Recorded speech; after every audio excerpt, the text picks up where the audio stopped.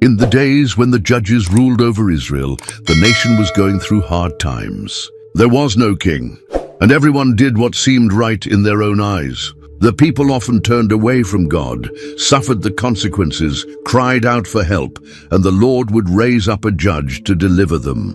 It was a cycle that repeated itself over and over.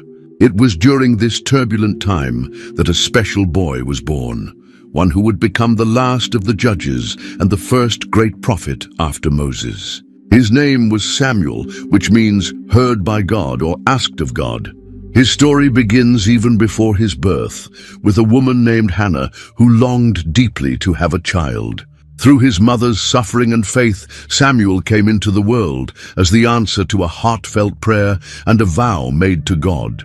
His life would go on to change the course of Israel's history, marking the transition from the time of the judges to the beginning of the monarchy. In the hill country of Ephraim lived a man named Elkanah, who had 2 wives, as was customary in those days. One was named Hannah and the other Peninnah.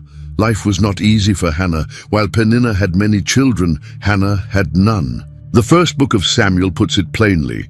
Elkanah had 2 wives. One was called Hannah and the other Peninnah. Peninnah had children, but Hannah had none. Not being able to have children at that time was seen as a great shame. People believed it was a sign of divine punishment. Hannah's sorrow came not only from her deep longing to be a mother, but also from the constant mocking and provocation she endured from Peninnah.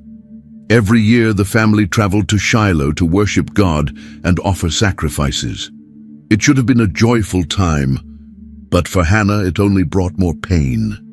Her rival kept provoking her in order to irritate her because the Lord had closed her womb. This went on year after year. Whenever Hannah went up to the house of the Lord, her rival provoked her till she wept and would not eat. Can you imagine how Hannah must have felt?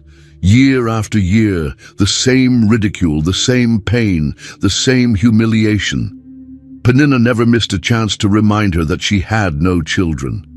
Each new baby Peninnah bore was a painful reminder of what was missing from Hannah's life. Elkanah, her husband, saw her sorrow and tried to comfort her. Her husband Elkanah would say to her, "Hannah, why are you weeping? Why don't you eat? Why are you downhearted? Don't I mean more to you than 10 sons?" Elkanah truly loved Hannah. He even gave her a double portion of the sacrifices to show she was special to him, but even the love of a devoted husband couldn't fill the emptiness in her heart. What she longed for was the joy of motherhood, to hold her own child in her arms. During the festival in Shiloh, while others feasted and celebrated, Hannah could barely eat. Tears streamed down her face, and the pain in her heart made it impossible to swallow. Her suffering ran so deep it robbed her of even the simplest joys. Year after year it was the same, silent tears, biting words, and a hollow heart, but in that pain something grew, a faith that would not give up. Hannah refused to stop believing that God could change her story. On one of those yearly trips to Shiloh, Hannah reached her breaking point. After the meal, while everyone else was still celebrating, she got up and went to the tabernacle to pray. Her heart was so heavy that she had to pour it out before God. After they had eaten and drunk in Shiloh, Hannah stood up. Now Eli the priest was sitting on his chair by the doorpost of the Lord's house. In her deep anguish, Hannah prayed to the Lord, weeping bitterly. Hannah didn't just sit in her sorrow, she brought it directly to God. Tears flowed freely as she poured out her soul in prayer. It wasn't a rehearsed or formal prayer, but the raw cry of a heart in pain. In that moment, Hannah made a solemn vow to God, and she made a vow saying, "Lord Almighty, if you will only look on your servant's misery and remember me, and not forget your servant but give her a son, then I will give him to the Lord for all the days of his life, and no razor will ever be used on his head." Hannah's vow revealed the depth of her heart. She wasn't asking for a son just to silence her shame or to prove something to Peninnah. She was ready to give back to God the very gift she longed for. If she had a son, he would be a Nazirite, someone wholly devoted to God's service for life. The uncut hair was a symbol of that special dedication. As she prayed, something unusual happened. Eli, the priest, was watching her. As she kept on praying to the Lord, Eli observed her mouth. Hannah was praying in her heart, and her lips were moving, but her voice was not heard. Eli thought she was drunk. Hannah was so overcome with emotion that she prayed silently, her lips moving without sound. To Eli, it looked strange, like she was drunk. Imagine the scene, a woman crying, lips moving soundlessly, trembling with emotion. Eli jumped to the wrong conclusion. "How long are you going to stay drunk? Put away your wine," he said. What an awkward moment for Hannah. On top of all her pain, now she was being falsely accused. But Hannah responded with grace and dignity. "Not so, my lord," Hannah replied. "I am a woman who is deeply troubled. I have not been drinking wine or beer. I was pouring out my soul to the Lord. Do not take your servant for a wicked woman. I have been praying here out of my great anguish and grief." Eli realized his mistake and changed his tone completely. Instead of rebuking her, he blessed her.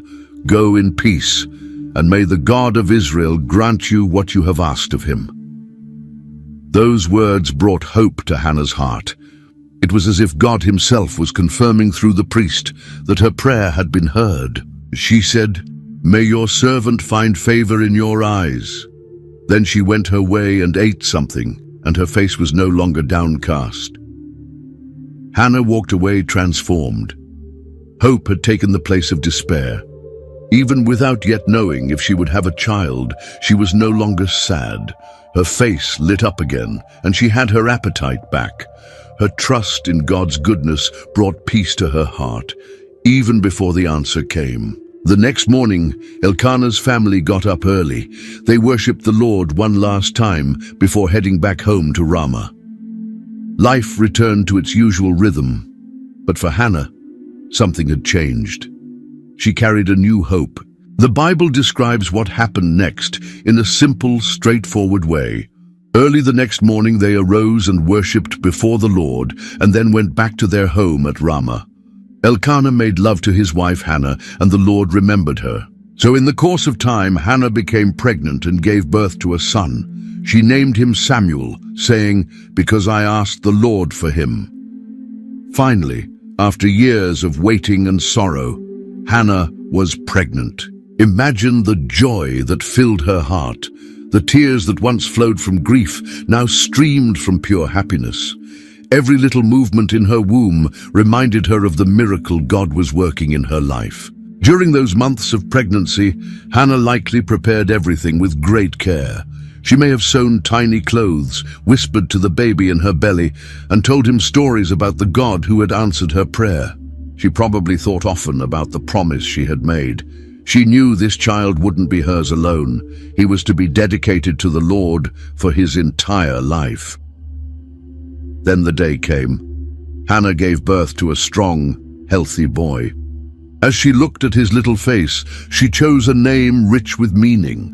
Samuel, a name that in Hebrew sounds like heard by God or asked of God. Every time she called his name, she'd remember the prayer that had been answered. Samuel's name wasn't just pretty or chosen from a list of family names. It was a living testimony of Hannah's faith and of God's faithfulness. "I asked the Lord for him," she said. Simple as that. An entire story of sorrow, prayer, and miracle summed up in just a few words, and in the name of her son. Elkanah, the father, must have been overjoyed at his son's birth.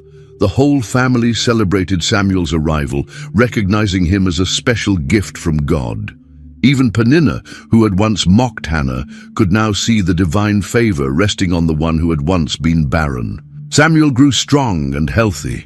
Hannah poured all her time and love into caring for him. She nursed him, rocked him to sleep, told him stories about the God of Israel, and began teaching him the first steps of faith. These days were precious to Hannah. She knew they wouldn't last forever. One day she would have to fulfill her vow. When the time came for the annual pilgrimage to Shiloh, Elkanah prepared to go with the whole family, as he did every year. But this time, Hannah chose to stay behind. When Elkanah went up with all his family to offer the annual sacrifice to the Lord and to fulfill his vow, Hannah did not go. She said to her husband, "After the boy is weaned, I will take him and present him before the Lord, and he will live there always." Hannah wanted to make the most of the time she had with her son. She knew the moment of separation would come soon, when she would give him over to serve the Lord at the tabernacle. Elkanah honored her decision. "Do what seems best to you. Stay here until you have weaned him, only may the Lord make good his word." So little Samuel stayed home with his mother, while the rest of the family made the yearly trip to offer sacrifices. Hannah cherished every moment with him, knowing that these days were fleeting and sacred. She was preparing not only his body, but also his heart, for the purpose God had for him. Time passed quickly, and soon Samuel was old enough to be weaned. In that culture, children were often nursed much longer than today, possibly up to 3 years old. Hannah had made the most of every moment, but now it was time to keep her vow to the Lord. With a heart torn between the sorrow of parting and the joy of honoring her promise, Hannah made ready to take Samuel to Shiloh. After he was weaned, she took the boy with her, young as he was, along with a 3-year-old bull, an ephah of flour and a skin of wine, and brought him to the house of the Lord at Shiloh. When the bull had been sacrificed, they brought the boy to Eli. Imagine that moment, a mother bringing her young child, along with generous offerings for the Lord. The 3-year-old bull, the large amount of flour, the skin of wine.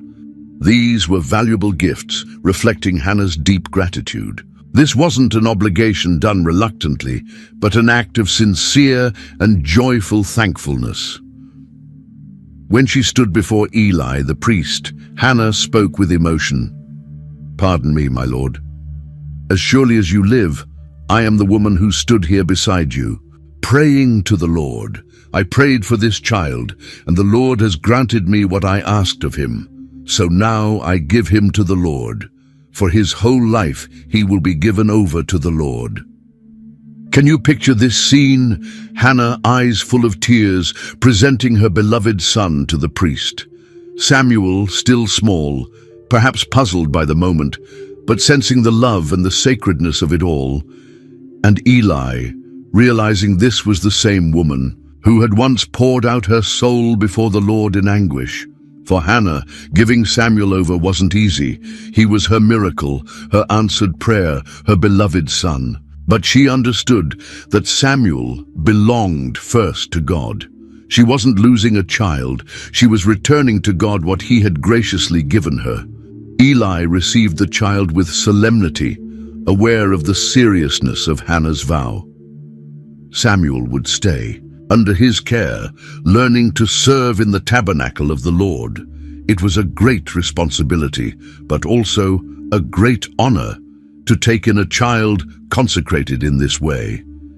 For Samuel, this was a major life change, leaving the comfort of home, his parents' embrace, and the play of childhood to enter the sacred rhythms of tabernacle life, to trade toys for rituals and begin learning the duties of serving God.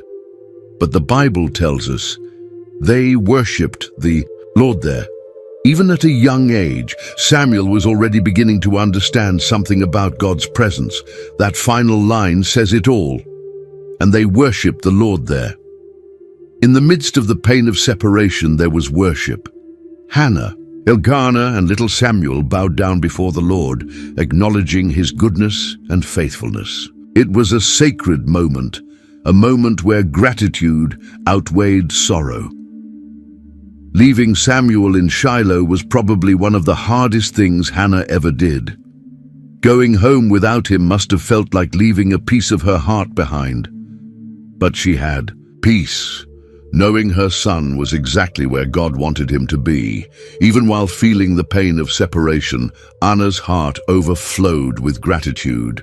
Right there, in the tabernacle at Shiloh, she poured out her feelings in a prayer so beautiful and profound that it was recorded in the Bible. It wasn't a lament over giving up her son.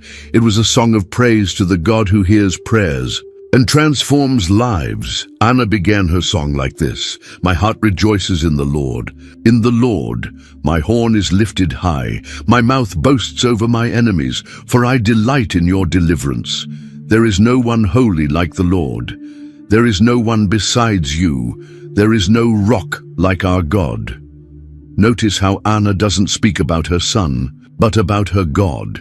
She understood that Samuel's birth wasn't just a personal blessing, it was part of God's greater plan. Her joy wasn't merely about having a child, it came from knowing the power and faithfulness of the Lord. The song continues, "Do not keep talking so proudly, or let your mouth speak such arrogance, for the Lord is a God who knows, and by him deeds are weighed. The bows of the warriors are broken, but those who stumbled are armed with strength. Those who were full hire themselves out for food, but those who were hungry are hungry no more. She who was barren has borne 7 children, but she who has had many sons pines away." These words reveal how Anna saw God's hand changing impossible situations. The strong are broken, and the weak are made strong. The rich go hungry, and the poor are fed. The barren woman bears children, and the fertile one withers. Anna herself was living proof of God's transforming power. She goes on, "The Lord brings death and makes alive. He brings down to the grave and raises up. The Lord sends poverty and wealth. He humbles and he exalts. He raises the poor from the dust and lifts the needy from the ash heap. He seats them with princes and has them inherit a throne of honor. For the foundations of the earth are the Lord's. On them he has set the world." These words show a deep spiritual understanding. Anna acknowledges that God holds power over everything, life and death, poverty and riches. He owns the foundations of the earth, the Creator who sustains all things with his might. Anna's song ends with a vision of the future. He will guard the feet of his faithful servants, but the wicked will be silenced in the place of darkness. It is not by strength that one prevails. Those who oppose the Lord will be broken. The Most High will thunder from heaven. The Lord will judge the ends of the earth. He will give strength to his king and exalt the horn of his anointed. These closing words are especially powerful because Israel had no king at the time. In a way, Anna was speaking prophetically, hinting at the role her own son would one day play in history, as the one who would anoint Israel's first king. Anna's song is not just a personal expression of gratitude, it reflects how deeply she understood God's character and his plans. Many scholars have noted how Anna's song resembles the Magnificat, the song Mary, the mother of Jesus, would sing centuries later. Both songs celebrate a God who lifts up the humble and does the impossible. After pouring out her praise with all her heart, Anna returned home to Ramah with her husband, leaving young Samuel in the care of Eli at the tabernacle. Even though she missed him, she had peace, knowing her son was fulfilling the purpose he was born for. While Anna traveled back to Ramah, little Samuel stayed at the tabernacle in Shiloh. He was just a child, but he was already beginning to learn how to serve the Lord. Then Elkanah went home to Ramah, but the boy ministered before the Lord under Eli the priest. Imagine Samuel in that new environment. Everything was different from what he knew at home. The tabernacle was a sacred place, full of rituals and responsibilities. There was the altar for sacrifices, the holy place with the table of the bread, of the presence, the golden lampstand, and the altar of incense. And there was the most holy place where the Ark of the Covenant was kept. Samuel couldn't enter all those areas because he wasn't a priest.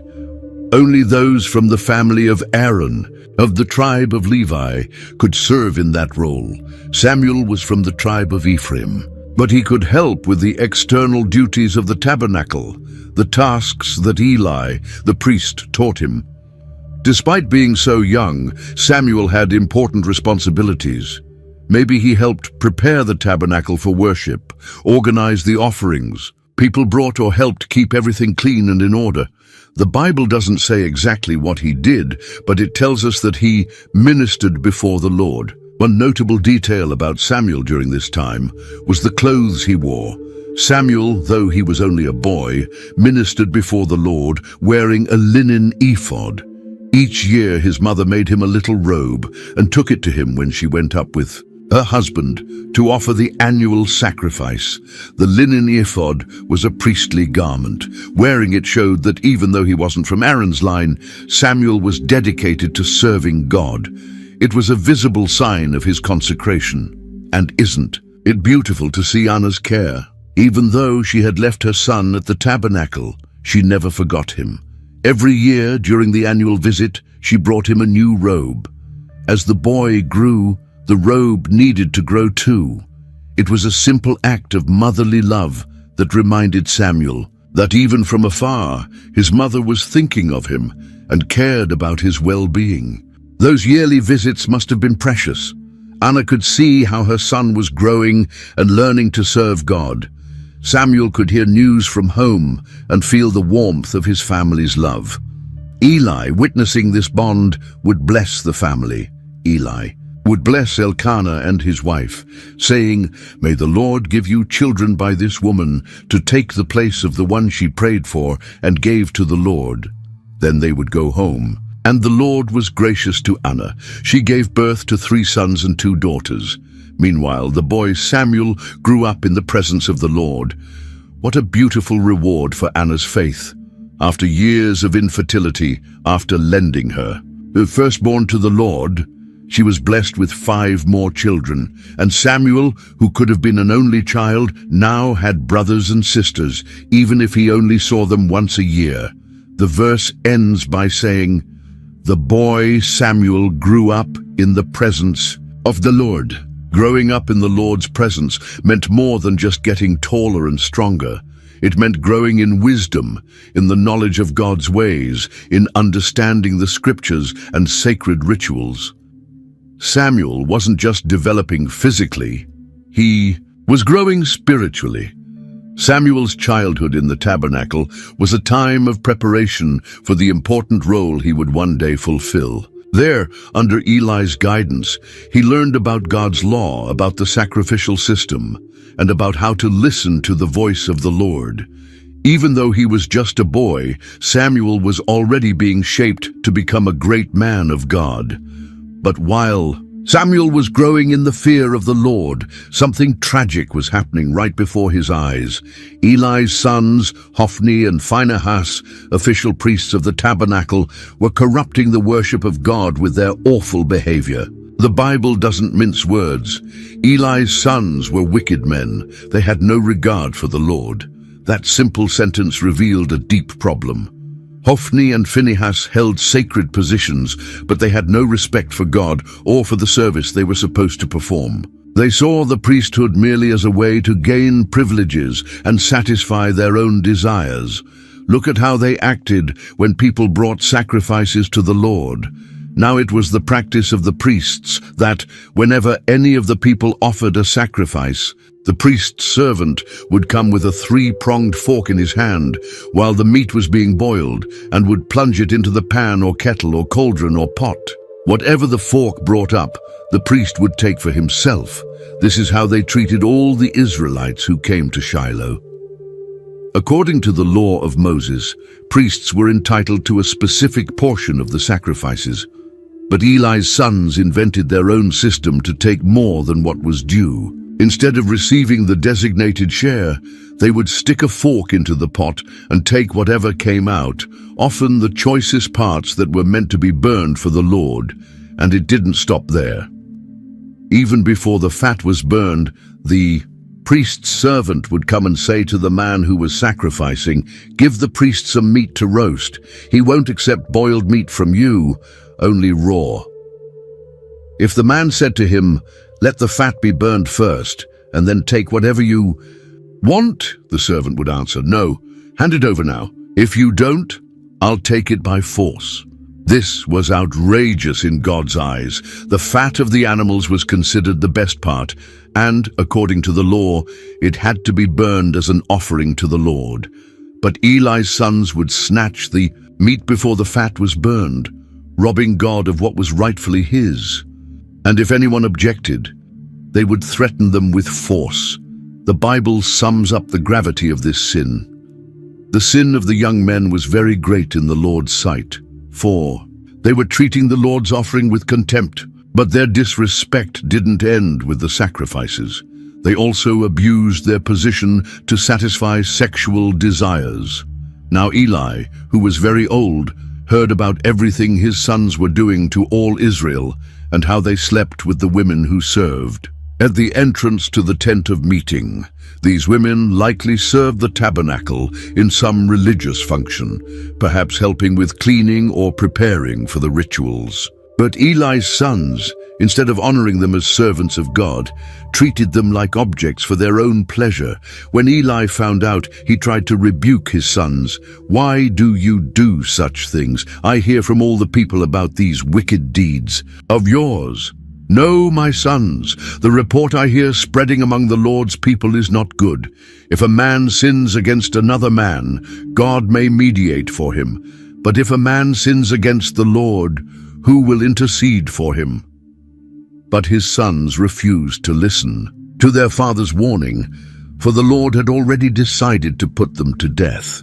Eli's words were right, but his attitude as a father and high priest was far too weak. He knew exactly what his sons were doing, yet he took no strong action to stop them.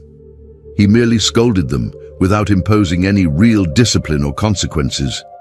This failure in leadership would have devastating consequences for his family and for all of Israel. God would send a prophet to declare judgment on Eli's household, as we later read in 1 Samuel 2:27-34. The sentence was harsh. Both of Eli's sons would die on the same day. None of the men in his family would live to old age, and the priesthood would be taken away from his lineage. What a contrast to the young Samuel. While Eli's sons, who should have been examples of godliness, were corrupting the worship of God, Samuel, still a boy, grew in stature and in favor with the Lord and with people. He was being prepared to become the instrument God would use to bring spiritual renewal and reform to Israel. Now picture the tabernacle at night when everyone had gone to sleep. The lights were out, except for the golden lampstand that was never to be extinguished. Eli, now old and nearly blind, was resting in his room. The young Samuel was lying down near the Ark of the Covenant, inside the Lord's sanctuary.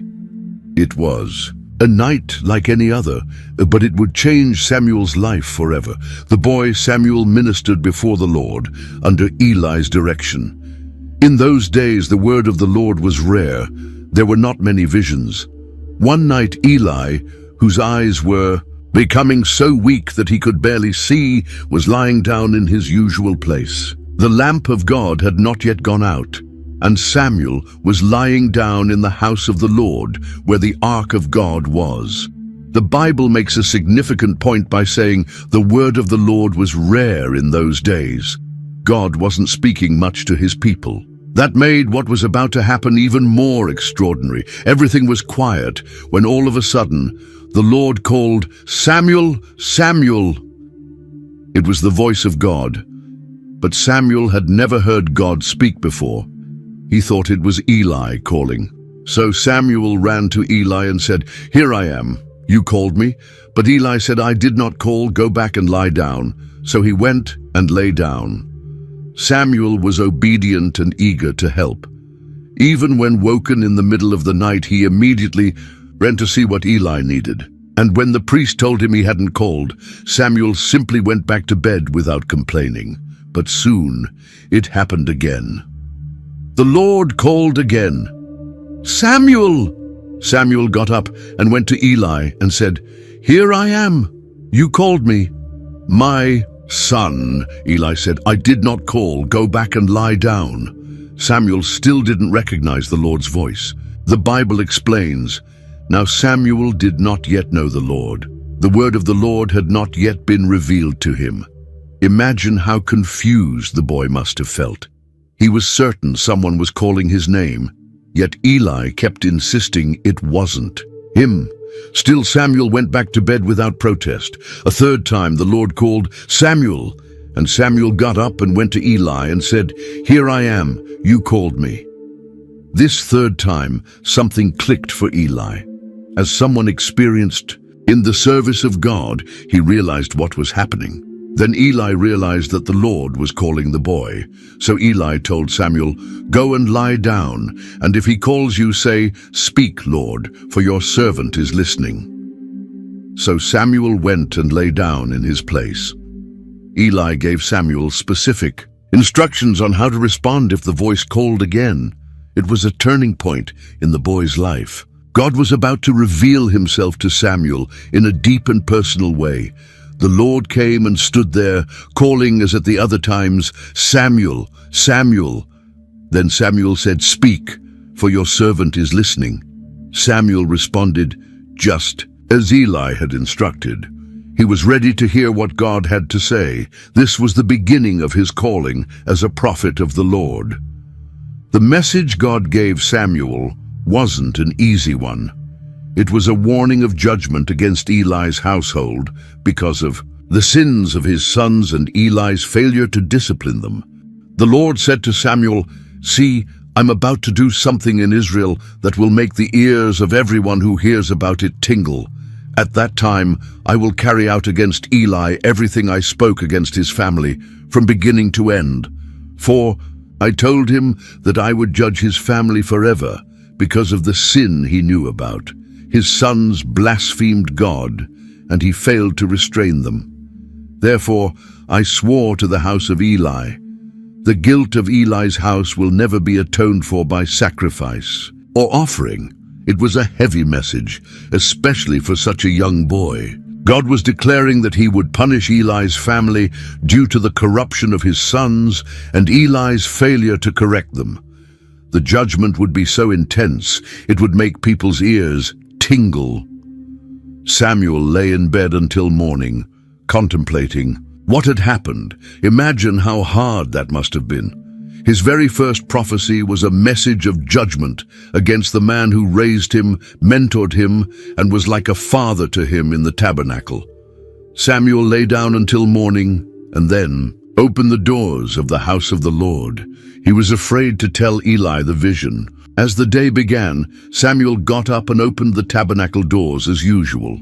But he was afraid. How could he deliver such a difficult message to Eli? How would the priest react? Would he be angry, punish Samuel? The boy was likely anxious and nervous. But Eli wanted to know what the Lord had said. So Eli called him and said, "Samuel, my son." Samuel answered, "Here I am."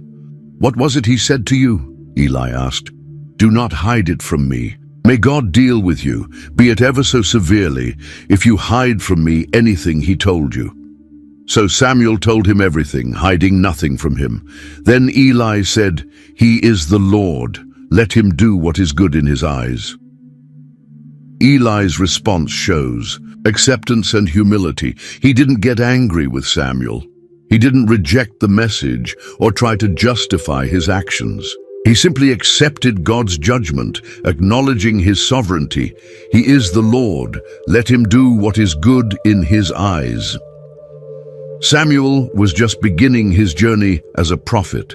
The Bible says, Samuel grew up, and the Lord was with him, and let none of Samuel's words fall to the ground. And all Israel, from Dan to Beersheba, recognized that Samuel was attested as a prophet of the Lord. The Lord continued to appear at Shiloh, and there he revealed himself to Samuel through his word. This final part sums up the outcome of Samuel's nighttime calling. He grew not only in age, but also in his walk with God. The Lord was with him, affirming his words, so that none of his prophecies failed. From the northernmost point to the southern tip of Israel, from Dan to Beersheba, everyone recognized that Samuel was a true prophet, chosen and anointed by God. Most importantly, God continued to reveal himself to Samuel. That first night when God called him by name was just the beginning of a life of deep communion with the Lord. Samuel, the boy born in response to a desperate prayer, was now growing into the answer to a nation's desperate need. In a time of spiritual darkness, when the word of the Lord was rare, God raised up a young prophet to be his voice to the people. Samuel would become the last of the judges and the first great prophet after Moses, bridging two important eras in Israel's history. After that special night when God first called him, Samuel grew in wisdom and stature. He was no longer just a boy serving in the tabernacle. He was now a young man chosen by God to deliver his word to the people. The revelation about Eli's household was only the beginning. God kept speaking, and Samuel kept listening.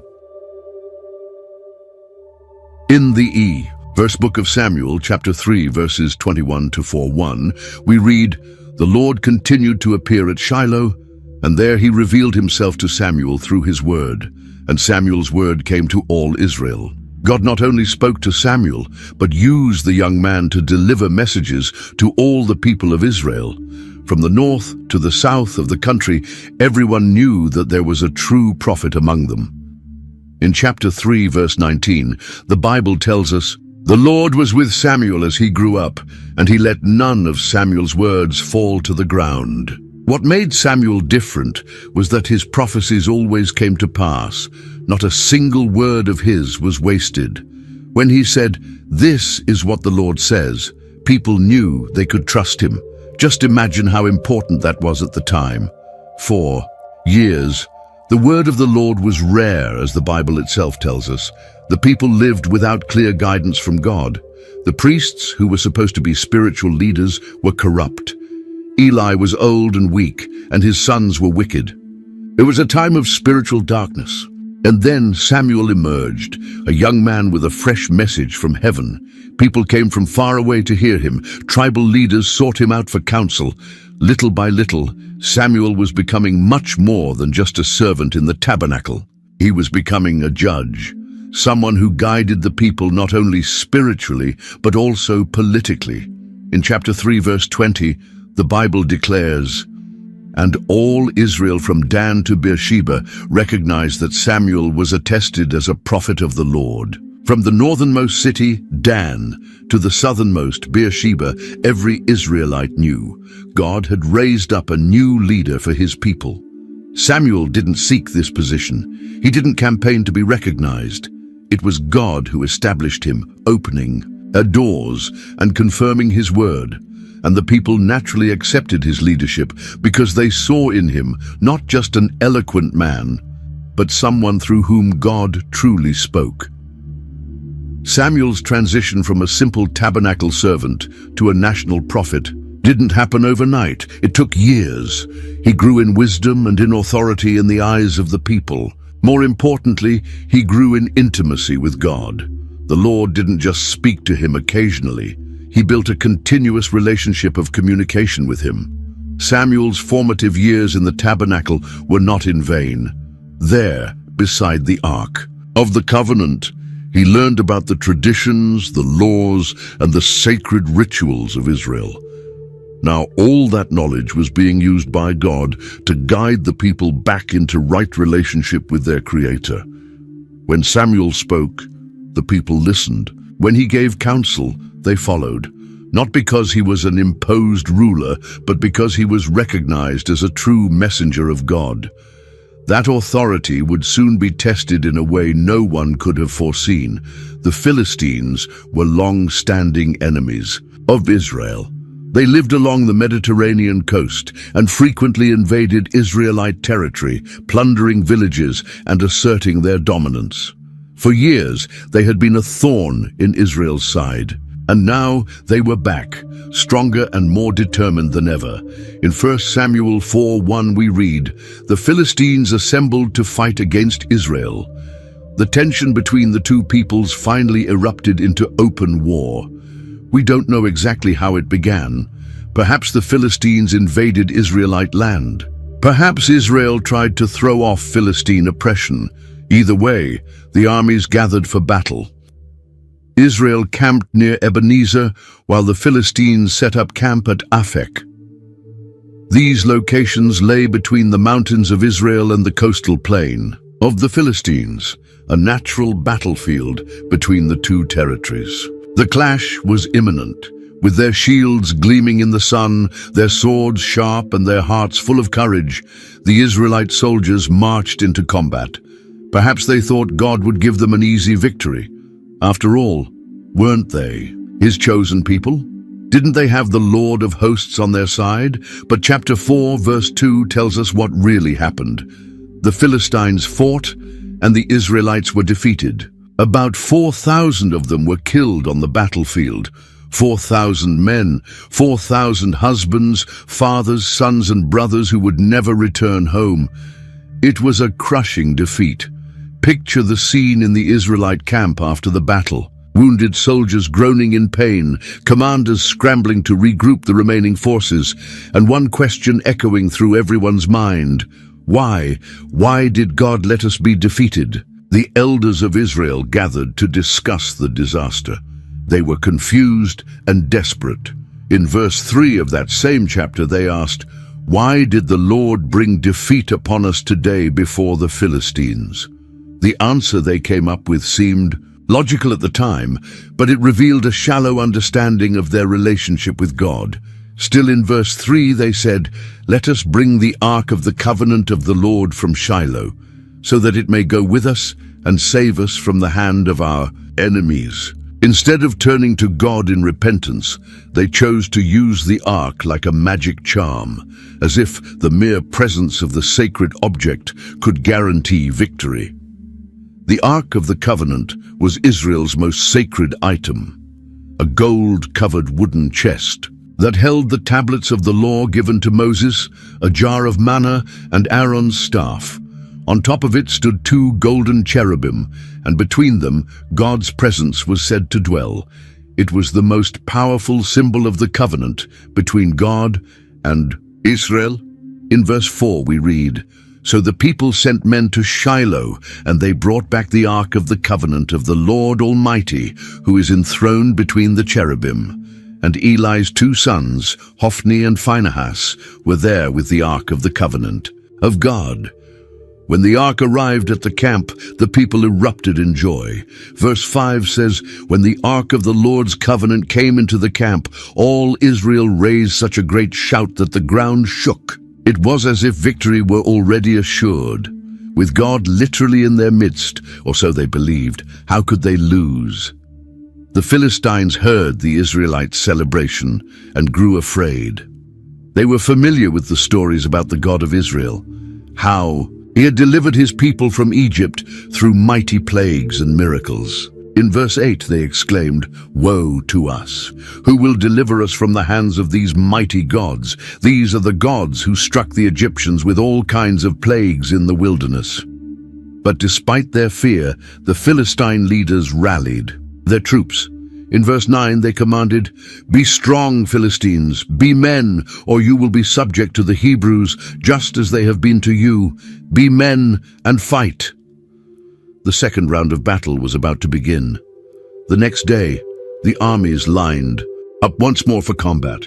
On one side stood the Philistines, determined to fight to the end despite their fear.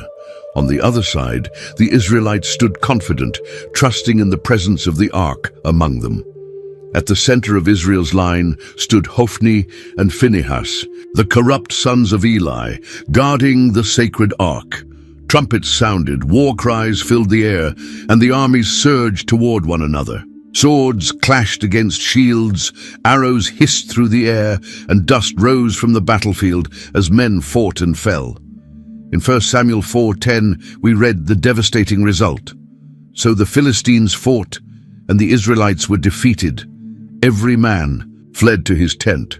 The slaughter was very great. Israel lost 30,000 foot soldiers, 30,000 men. It was an unprecedented disaster, and verse 11 brings the worst news of all. The ark of God was captured, and Eli's 2 sons, Hophni and Phinehas, died. Not only was the battle lost, but the most sacred object in all of Israel, the symbol of God's presence among his people, had been captured by pagan enemies. And Eli's sons, just as God had prophesied, died on the same day. Imagine the scene. Philistine soldiers surrounding the captured ark, perhaps even touching it with unclean hands, mocking the God of Israel. Some may have hesitated, recalling the stories of the Hebrew God's power, but victory gave them confidence. After all, if the God of Israel were truly so powerful, why had he allowed his ark to be taken? The bodies of Hophni and Phinehas lay on the battlefield, fulfilling the judgment God had pronounced against Eli's house. Those who had defiled the sacred sacrifices and abused their positions for personal gain were now dead, unable to continue their corruption. For the surviving Israelite soldiers, it was a desperate retreat. They fled back to their homes, defeated and humiliated. How would they explain this tragedy to their families? How could they tell them that the Ark of God had been taken?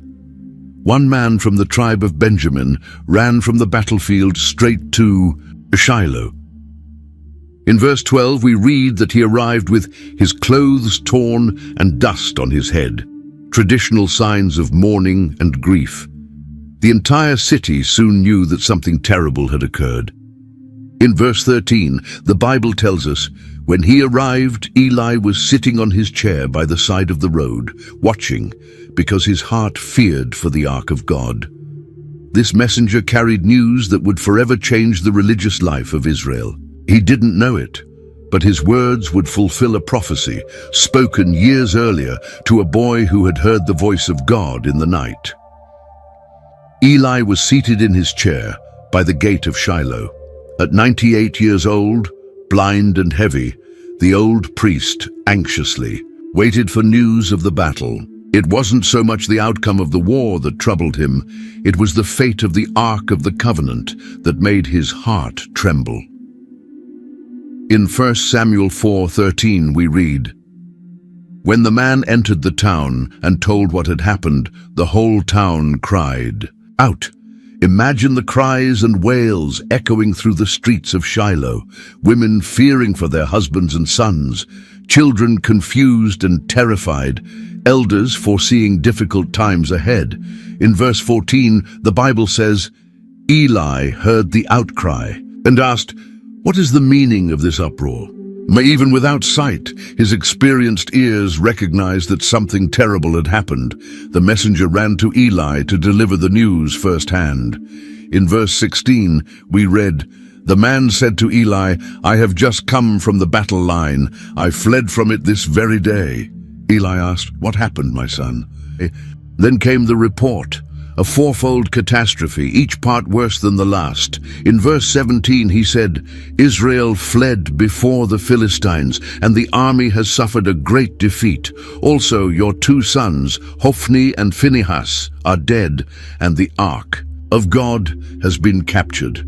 When Eli heard about the ark, his response was immediate and fatal. In verse 18 we read, "As soon as he mentioned the Ark of God, Eli fell backward off his chair by the side of the gate. His neck was broken and he died, for he was an old man and heavy. He had led Israel for 40 years. In a moment, the man who had served as Israel's high priest for 4 decades was dead. It wasn't the news of Israel's defeat that killed him, not even the deaths of his 2 sons. It was the capture of the Ark of God that broke his heart. 4. All his failures as a father, Eli genuinely loved the Lord and held deep reverence for the sanctity of the ark. The thought that the sacred symbol of God's presence among his people was now in the hands of pagan Philistines was more than his old heart could bear. And the tragedy of Eli's family didn't end there. In verse 19, the Bible tells us, his daughter-in-law, the wife of Phinehas, was pregnant and near the time of delivery. When she heard the news that the Ark of God had been captured and that her father-in-law and her husband were dead, she went into labor and gave birth, but was overcome by her labor pains. As the midwives tried to comfort her, telling her she had given birth to a son, her response was one of utter sorrow. In verses 21 and 22 we read, "But she did not respond or pay any attention. She named the boy Ichabod, saying, 'The glory has departed from Israel,' because the ark of God had been captured, and because of the deaths of her father-in-law and her husband.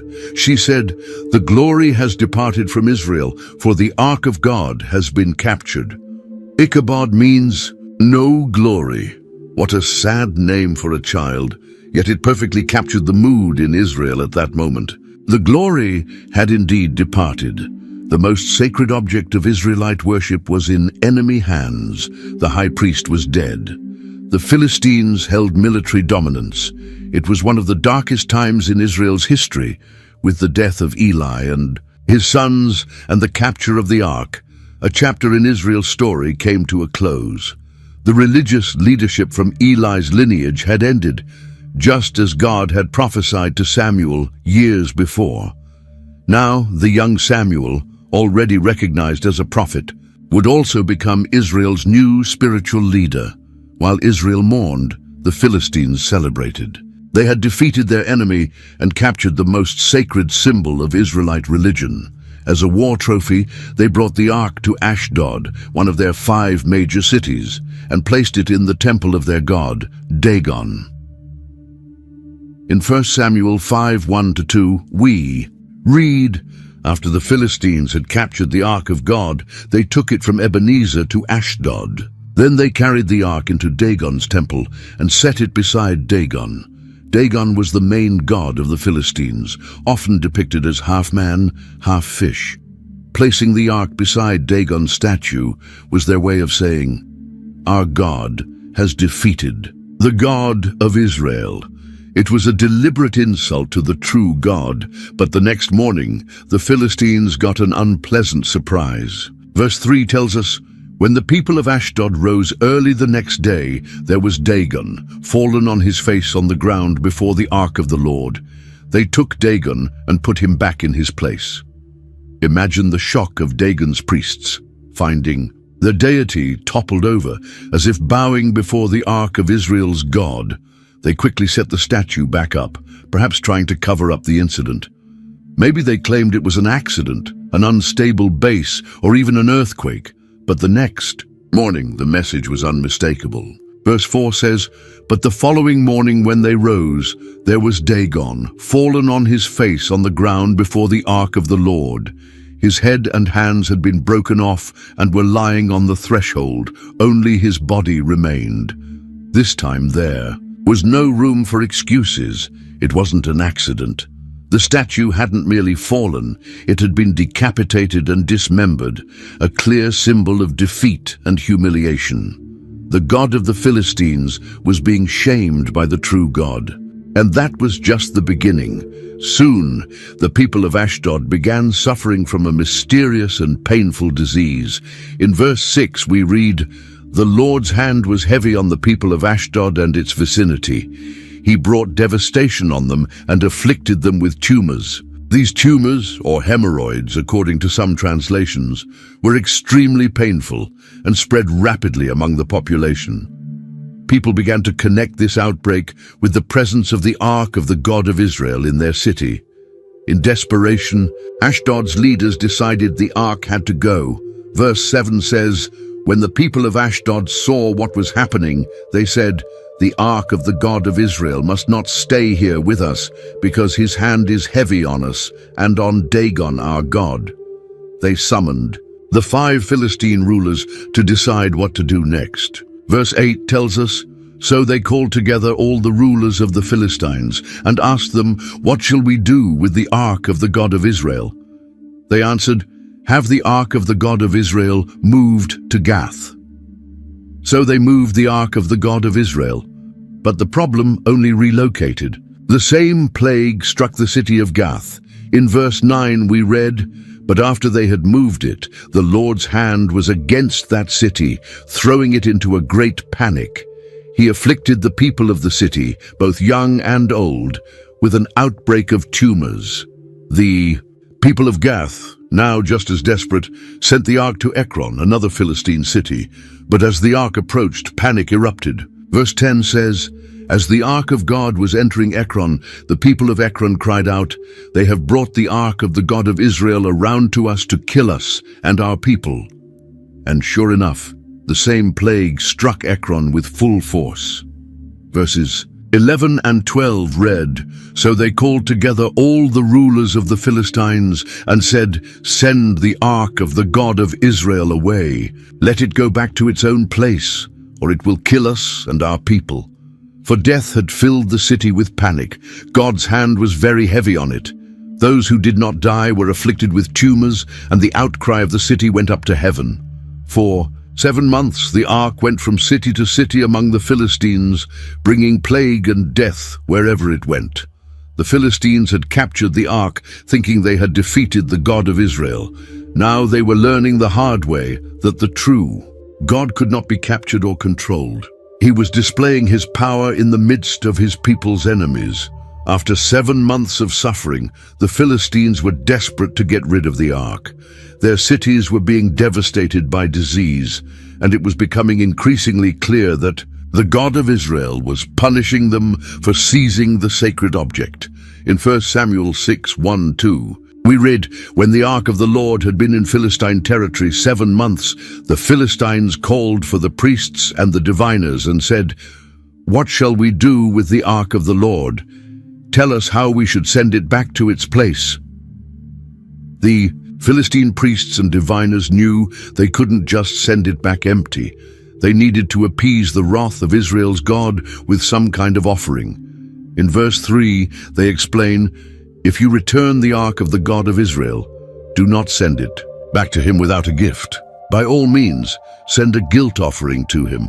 Then you will be healed, and you will know why his hand has not been lifted from you."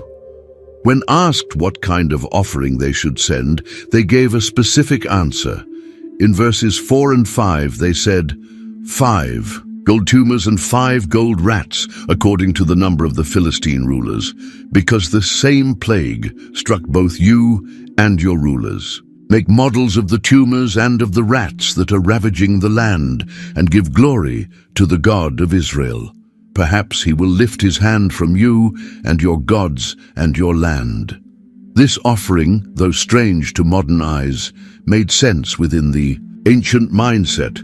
The gold tumors represented the disease that afflicted them, and the gold rats likely symbolized a plague of rodents destroying their fields, or possibly even the carriers of the disease itself. By sending golden replicas of the sources of their suffering, the Philistines hoped that the God of Israel would take away the real ones. The Philistine priests also recalled what had happened to the Egyptians when they resisted God. In verse 6, they warned, "Why do you harden your hearts as the Egyptians and Pharaoh did? When God dealt harshly with them, did they not send the Israelites out so they could go on their way?" They didn't want to make the same mistake and risk suffering, even worse plagues. So they made preparations to return the ark. In verses 7 and 8, they instructed, "Now then, get a new cart ready, with 2 cows that have calved and have never been yoked. Hitch the cows to the cart, but take their calves away and pen them. Up, take the ark of the Lord and put it on the cart, and in a chest beside it put the gold objects you are sending back to him as a guilt offering. Send it on its way." This was an interesting test. Cows that are nursing calves would not normally walk away from them. If the cows, against their natural instinct, carried the ark to Israelite territory without being led, it would be a clear sign that the hand of the God of Israel was directing the events. In verse 9, they explained their reasoning. "Watch it. Go. If it goes up to its own territory, toward Beth-Shemesh, then the Lord has brought this great disaster on us. But if it does not, then we will know that it was not his hand that struck us, but that it happened to us by chance." The Philistines followed the plan precisely. They placed the ark and the gold objects on the cart, shut the calves in the barn, and released the cows. What happened next was remarkable. In verse 12 we read, "Then the cows went straight up toward Beth Shemesh, keeping on the road and lowing all the way. They did not turn to the right or the left. The rulers of the Philistines followed them as far as the border of Beth Shemesh." Against their natural instinct to return to their calves, the cows walked straight into Israelite territory. There was no driver steering the cart, no Philistine guiding the animals. It was the God of Israel himself who was bringing his ark home. At that moment, the people of Beth Shemesh were harvesting wheat in the valley. When they looked up and saw the ark, they rejoiced. In verse 14, the Bible says, "The cart came to the field of Joshua of Beth Shemesh, and there it stopped beside a large rock. The people chopped up the wood of the cart and sacrificed the cows as a burnt offering to the Lord." The Levites, who were responsible for caring for the ark according to the law of Moses, took down the sacred object and the chest with the gold items and placed them on the large rock. The people of Beth Shemesh offered burnt offerings and sacrifices to the Lord that day, celebrating the ark's return. When the 5 Philistine rulers saw all of this, they returned to Ekron that same day. Their experience with the ark of the Lord was over. They had learned the hard way that the God of Israel was more powerful than their idols and could not be treated as a mere war trophy. But not everyone in Beth Shemesh treated the ark with proper reverence.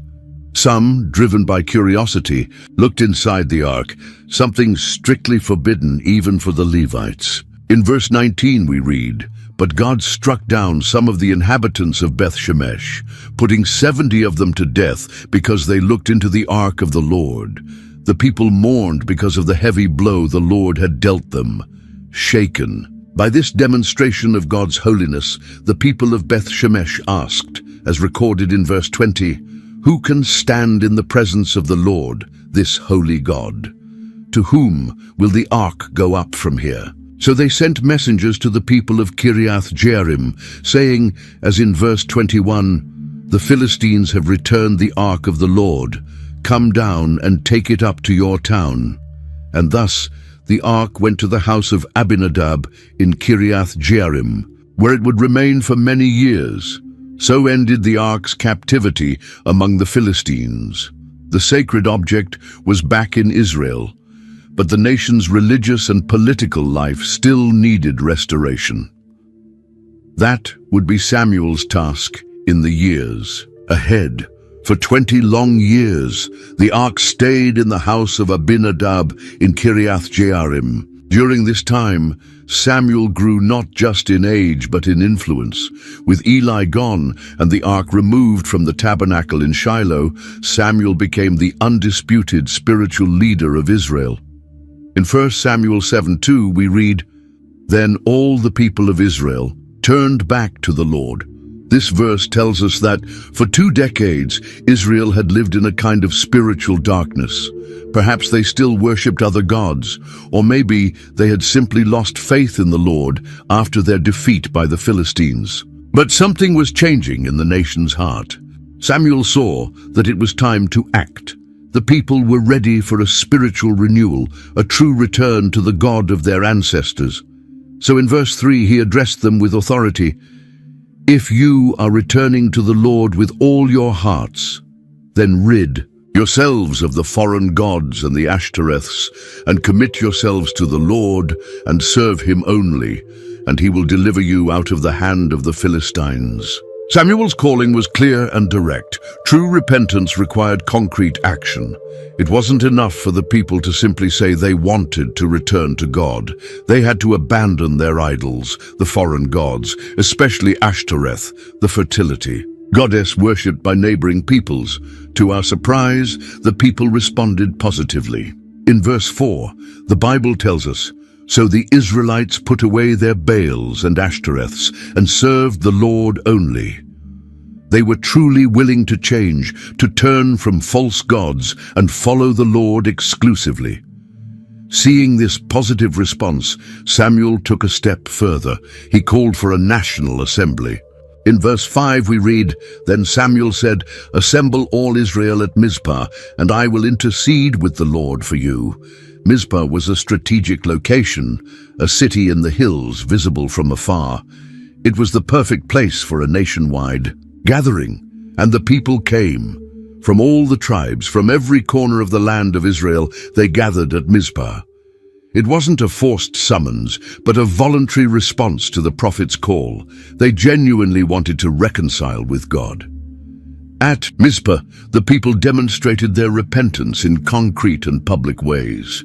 In verse 6, the Bible records, "On that day they fasted, and there they confessed, 'We have sinned against the Lord.'" Fasting was a sign of mourning and repentance. It showed they were truly grieved over their sins and for having abandoned the Lord. And their confession wasn't vague or generic. They said plainly, "We have sinned against the Lord." They recognized that their actions weren't just cultural mistakes or minor failings. They were sins against the living God. They didn't shift the blame or make excuses, but took full responsibility for their actions. Samuel seized this moment of spiritual sensitivity to lead the people. Still in verse 6 we read, "Now Samuel was serving as leader of Israel at Mizpah." This is the first time the Bible clearly refers to Samuel as a judge. He was not only speaking God's word as a prophet, but also judging Israel's affairs and leading them politically. But news of the Israelite gathering at Mizpah soon reached the Philistines. Perhaps they feared that this large assembly was actually a rebellion in the making. In verse 7, the Bible tells us, "When the Philistines heard that Israel had assembled at Mizpah, the rulers of the Philistines came up to attack them. When the Israelites heard it, they were afraid because of the Philistines." The Israelites still remembered the terrible defeat from years earlier when 30,000 men died in a single day. They were terrified at the thought of facing the Philistines again. That's why in verse 8, they turned to Samuel for help. They said to Samuel, "Do not stop crying out to the Lord our God for us, that he may rescue us from the hand of the Philistines." Notice the difference compared to the past. The last time they faced the Philistines, they brought out the Ark of the Covenant, treating it like a magic talisman. Now they asked Samuel to pray for them. They weren't trusting in sacred objects anymore. They were seeking divine intervention. Through the prayer of a man of God, Samuel responded to the people's plea. In verse 9, we read, "Then Samuel took a suckling lamb and sacrificed it as a whole burnt offering to the Lord. He cried out to the Lord on Israel's behalf, and the Lord answered him." The lamb's sacrifice symbolized Israel's total dependence on God's mercy. A burnt offering, where the entire animal was consumed, represented complete devotion to the Lord. God's answer came swiftly. In verse 10, the Bible reports, "While Samuel was sacrificing the burnt offering, the Philistines drew near to engage Israel in battle. But that day the Lord thundered with loud thunder against the Philistines and threw them into such a panic that they were routed before the Israelites. God intervened in a powerful and supernatural way. A deafening thunder, possibly with lightning and storm, caused panic among the Philistine army. The victory didn't come from Israel's military strength, but from God's direct intervention.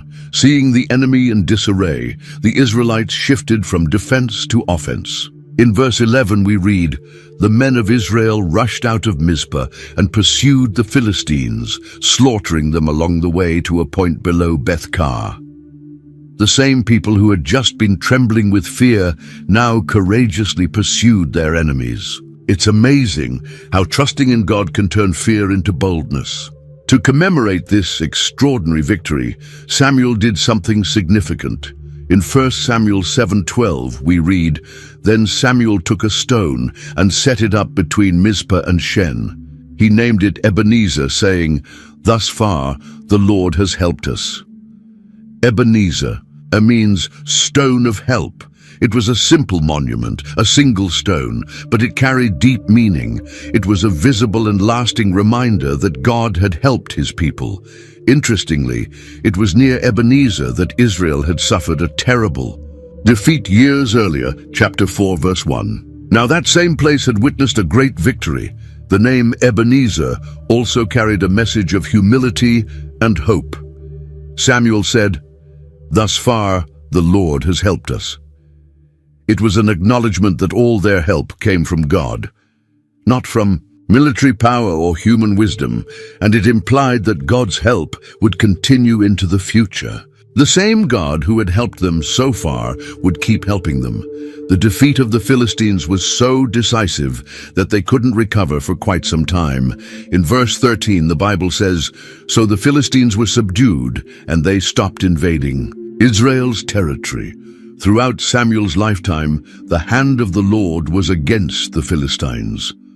That doesn't mean there were never any more conflicts with the Philistines. We know they would still be enemies of Israel in the days of Saul and David, but for a long period, throughout Samuel's leadership, they were kept in check, unable to dominate Israel as they had in the past. Even better, the Israelites managed to recover territories they had previously lost to the Philistines. In verse 14 we read, "The towns the Philistines had taken from Israel were restored to Israel from Ekron to Gath, and Israel delivered the surrounding territory from the power of the Philistines, and there was peace between Israel and the Amorites." This verse shows us the extent of the victory. Not only were the Philistines defeated in battle, but Israel also reclaimed cities and lands that had been captured. Ekron and Gath were two of the 5 main Philistine cities. The territory between them, essentially the entire coastal plain of Philistia, was returned to Israelite control, and it didn't stop there. Peace extended beyond the Philistines, reaching the Amorites as well, another people who frequently clashed with Israel. The victory at Ebenezer had a ripple effect, influencing Israel's relationships with other neighboring peoples. With peace secured, Samuel could now focus on his role as judge. In verse 15, the Bible states, "Samuel continued as judge over Israel all the days of his life. He wasn't a king, nor did he command a standing army. His authority came from the respect people had for him as a prophet and representative of God." Samuel's leadership style was itinerant. He didn't sit in a palace waiting for the people to come to him. Instead, he traveled throughout the country, ensuring that justice was accessible to everyone. Verse 16 tells us, "From year to year he went on, a circuit from Bethel to Gilgal to Mizpah, judging Israel in all those places." Bethel, Gilgal, and Mizpah were strategically located cities. By visiting them regularly, Samuel ensured that even those who lived far from his home base had access to justice.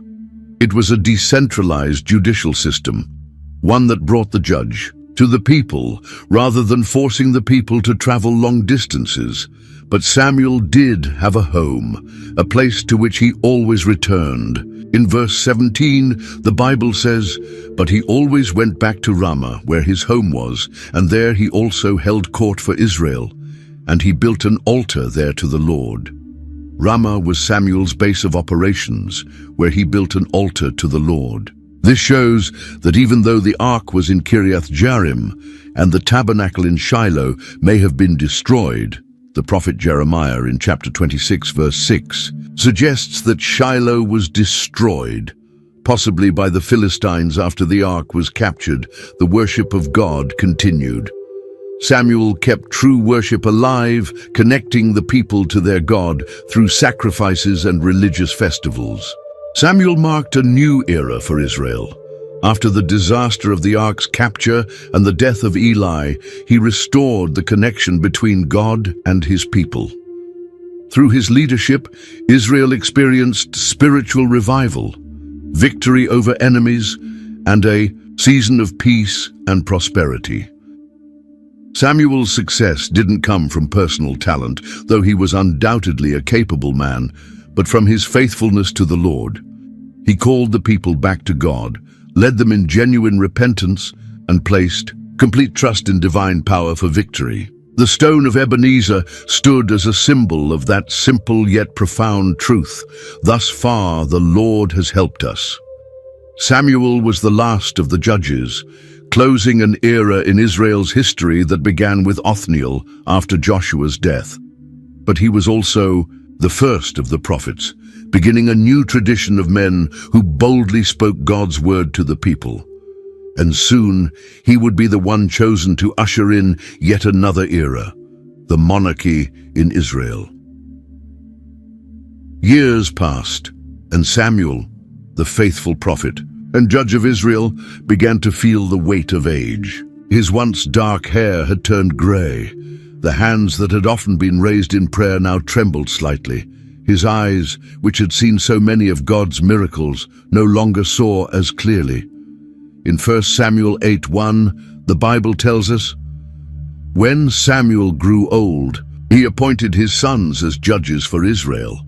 It was a natural decision. Samuel could no longer travel throughout all of Israel as he once had. He needed help in judging the people's cases. And who better than his own sons, who had grown up witnessing his example of justice and faithfulness to God? Verse 2 tells us, "The name of his firstborn was Joel, and the name of his second was Abijah, and they served at Beersheba." Beersheba was in the far south of Israel, an important place, almost a gateway to the Negev desert. Placing his sons there showed that Samuel trusted them to handle significant cases. He likely hoped they would follow in his footsteps, judging with fairness and reverence for God. But something went terribly wrong. Verse 3 brings a sad revelation. But his sons did not follow his ways. They turned aside after dishonest gain and accepted bribes and perverted justice. What a heartbreak for Samuel. After a lifetime of serving God with integrity, his own sons chose a different path. They did not inherit their father's character. Where Samuel served the people, they exploited them. Where Samuel sought justice, they sought profit. Where Samuel resisted temptation, they gave in to bribes. News of their corruption quickly spread. The people began to murmur. Those with legal disputes in Beersheba knew they would not receive fair treatment unless they had money to bribe Samuel's sons. The poor and vulnerable, those most in need of justice, were the ones least likely to receive it. Interestingly, this story echoes what happened with Eli, the priest who raised Samuel. His sons, Hophni and Phinehas, also became corrupt and abused their positions. Samuel had seen the consequences of that, the deaths of Eli's sons and the judgment upon his household.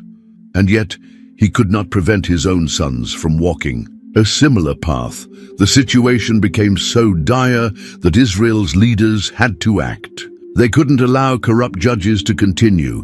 Decisions involving property, disputes, and even criminal matters were being swayed by money, not truth. How could a people meant to reflect God's justice tolerate such a thing? The situation with Samuel's sons led the leaders of Israel to make a radical decision. In chapter 8, verse 4, we read, "So all the elders of Israel gathered together and came to Samuel at Ramah." Picture the scene. The elders of the tribes, respected men in their communities, traveling together to Ramah, the town where Samuel lived. They were united and determined. They had an important request to make. When they stood before Samuel, they got straight to the point. Verse 5 tells us, "They said to him, 'You are old, and your sons do not follow your ways. Now appoint a king to lead us, such as all the other nations have.'" This request hit Samuel like an arrow. It was true that he was growing old, and it was also true that his sons were not good judges. But the solution they proposed, a king like the other nations, felt wrong to him. In verse 6, we see Samuel's reaction.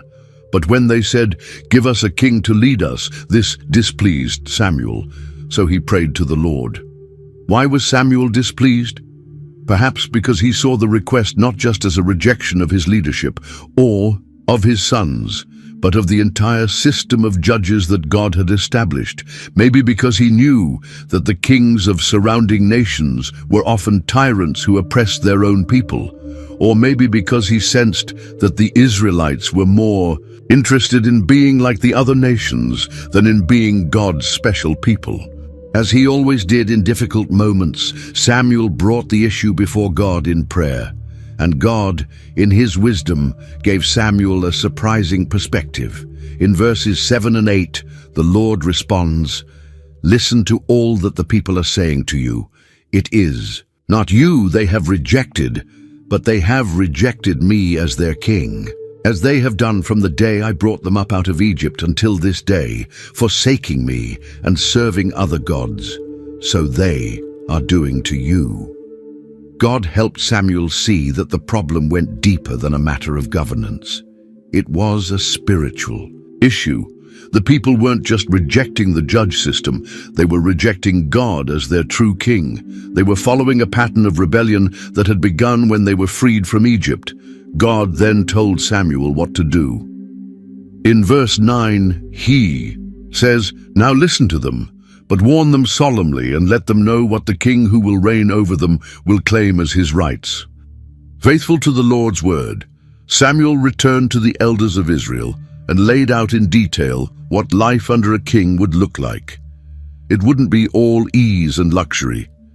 In verses 11 to 17, Samuel explains how the king would take their sons for his army, their daughters to serve in his palace, the best of their land for himself, and he would impose heavy taxes. He ends with a grim warning in verse 18, "When that day comes, you will cry out for relief from the king you have chosen, but the Lord will not answer you in that day." It was a clear and serious warning. Samuel was essentially saying, think carefully about what you're asking for. A human king will take much from you and give little in return, and when regret comes, it may be too late. But the people refused to listen. In verse 19, we read their response. But the people refused to listen to Samuel. "No," they said, "we want a king over us." And they continued in verse 20.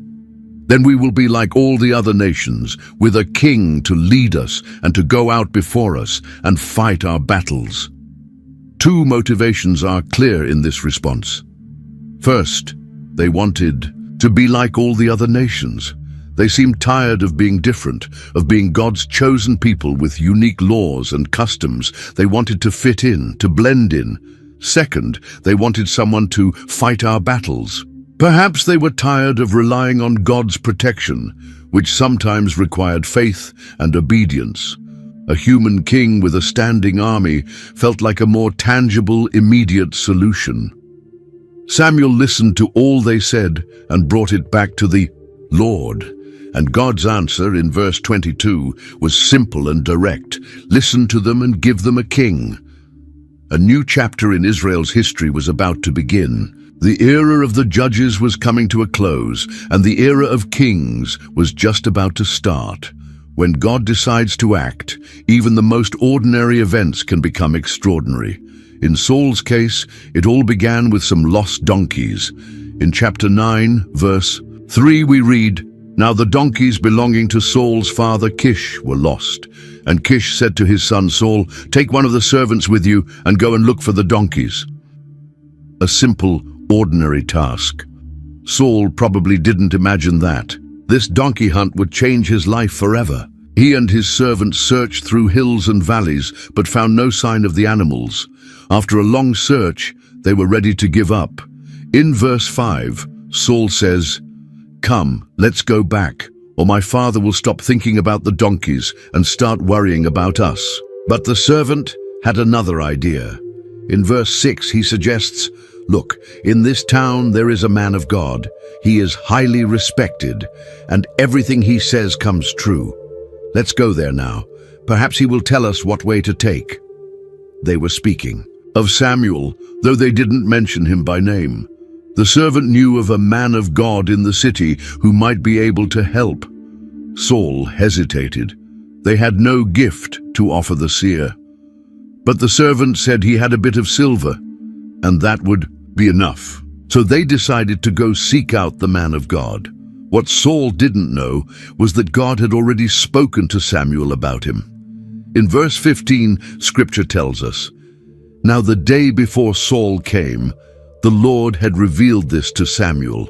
And in verse 16, God says, "About this time tomorrow, I will send you a man from the land of Benjamin. Anoint him ruler over my people Israel. He will deliver them from the hand of the Philistines. I have looked on my people, for their cry has reached me." This shows how God was working behind the scenes. The donkeys weren't lost by accident. The servant's suggestion wasn't mere coincidence. Everything was part of God's plan to bring Saul to Samuel. When Saul and his servant entered the town, they met some young women coming out to draw water and asked them about Samuel. The girls told them he had just arrived for a sacrifice ceremony and that they should hurry if they wanted to catch him before he went up to eat with the guests. And then, in verse 17, something surprising happens. When Samuel saw Saul, the Lord said to him, "This is the man I spoke to you about. He will govern my people." Imagine Samuel's shock. There stood the man God had chosen to be the first king of Israel. He wasn't a famous warrior or a well-known leader. He was just a young man out looking for some lost donkeys. But God sees what people cannot. He looks at the heart. Saul approached Samuel at the gate and asked where he could find the seer. Samuel replied, "I am the seer. Go up ahead of me to the high place, for today you are to eat with me. In the morning I will send you on your way and tell you all that is in your heart. As for the donkeys you lost 3 days ago, do not worry about them. They have been found. And to whom is all the desire of Israel turned, if not to you and your whole family line?" This answer must have stunned Saul. How did the seer know about the lost donkeys? And what did he mean by all the desire of Israel? Confused, Saul responded in verse 21, "But am I not a Benjamite from the smallest tribe of Israel? And is not my clan the least of all the clans of the tribe of Benjamin? Why do you say such a thing to me?" Saul couldn't understand what was happening. He saw himself as insignificant, belonging to the smallest tribe from the least important clan. How could all the desire of Israel be directed at him? But Samuel didn't offer more explanation at that moment. Instead, he took Saul and his servant to the place of sacrifice, gave them seats of honor among the guests, and served Saul the best portion of the meat. Later, Samuel brought Saul to his home and spoke with him on the rooftop. The next morning, as Saul prepared to leave, Samuel asked him to send the servant on ahead. He had something important to say, something that would change not only Saul's life, but the course of Israel's history. With the servant gone, Samuel and Saul were alone. It was time to reveal the true purpose behind what seemed like a chance encounter. In chapter 10, verse 1, we read, "Then Samuel took a flask of olive oil and poured it on Saul's head and kissed him, saying, 'Has not the Lord anointed you ruler over his inheritance?'" Imagine Saul's shock. He had left home looking for donkeys, and now he was being anointed as king of Israel. The oil flowing down his head was a symbol of God's Spirit coming upon him, empowering him for the great task ahead. To confirm that this was truly from God, Samuel gave Saul 3 signs that would happen on his way back home. First, he would meet 2 men near Rachel's tomb who would tell him the donkeys had been found. Next, he would meet 3 men going up to worship at Bethel, and they would offer him 2 loaves of bread. Finally, he would encounter a group of prophets, and the Spirit of God would come upon him powerfully, causing him to prophesy among them. Samuel ended with an important instruction in verse 7. "Once these signs are fulfilled, do whatever your hand finds to do, for God is with you."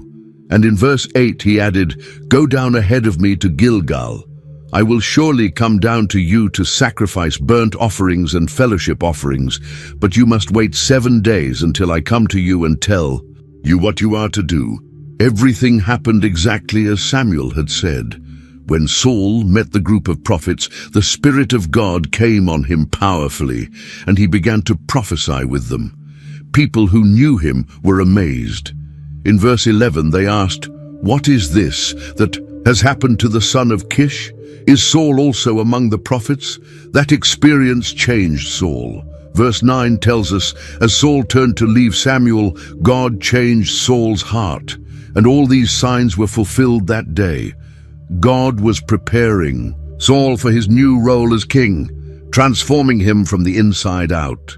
Meanwhile, Samuel gathered all the people of Israel at Mizpah. It was time to make public what had taken place in private. In verse 18, Samuel reminded the people how God had rescued them from Egypt and from all the kingdoms that had oppressed them. Then, in verse 19, he confronted them. "But you have now rejected your God, who saves you out of all your disasters and calamities, and you have said, 'No, appoint a king over us.'" It was a solemn reminder that, by asking for a king, they were in a way rejecting God as their true king. But as God had commanded, Samuel proceeded with the process of selecting a king. The tribes were brought forward, and the tribe of Benjamin was chosen. Then the clan of Matri was selected.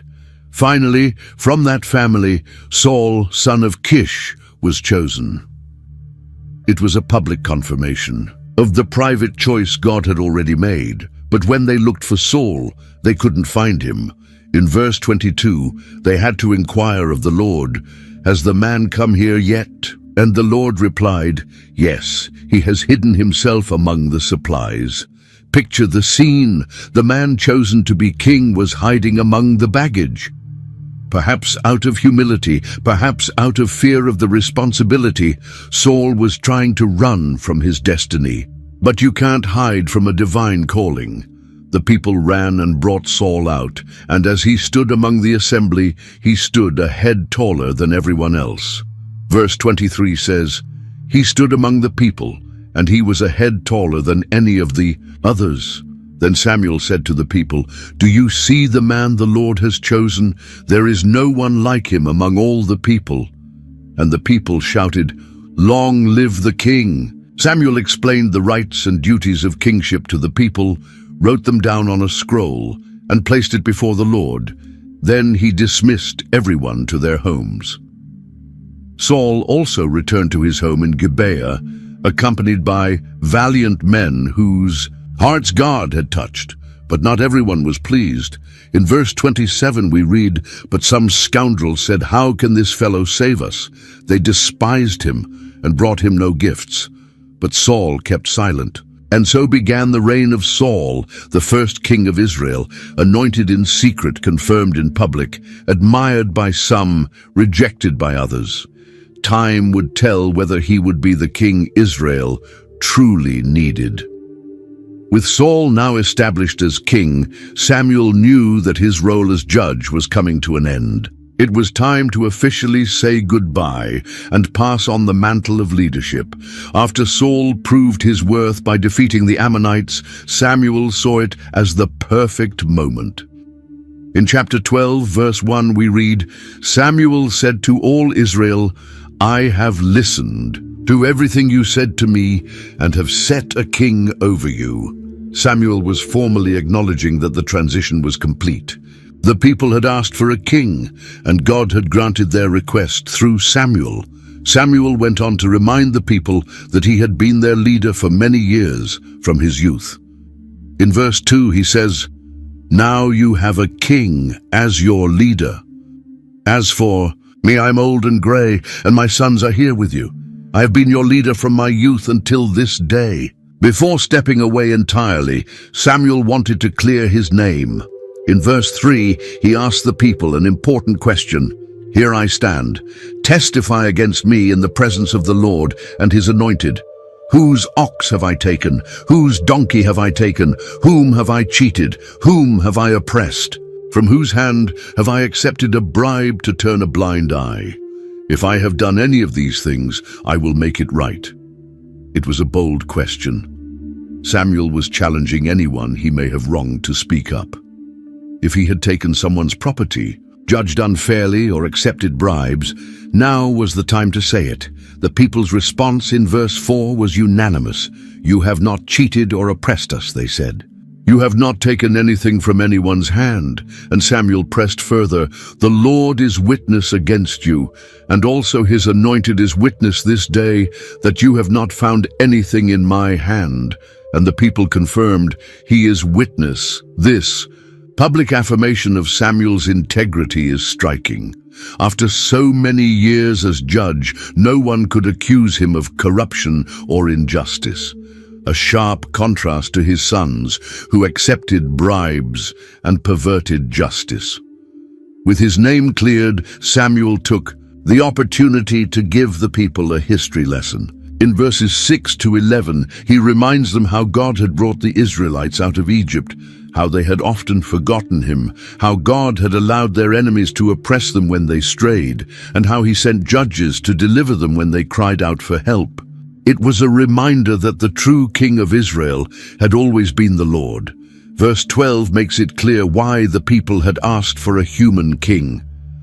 "But when you saw that Nahash, king of the Ammonites, was moving against you, you said to me, 'No, we want a king to rule over us,' even though the Lord your God was your king." Their request for a king wasn't born out of a desire to serve God better, but out of fear of their enemies and a wish to be like the other nations. It showed a lack of trust in the Lord as their protector. Yet despite this rejection, God, in his mercy, still gave them a chance. In verse 13, Samuel says, "Now here is the king you have chosen, the one you asked for. See, the Lord has set a king over you."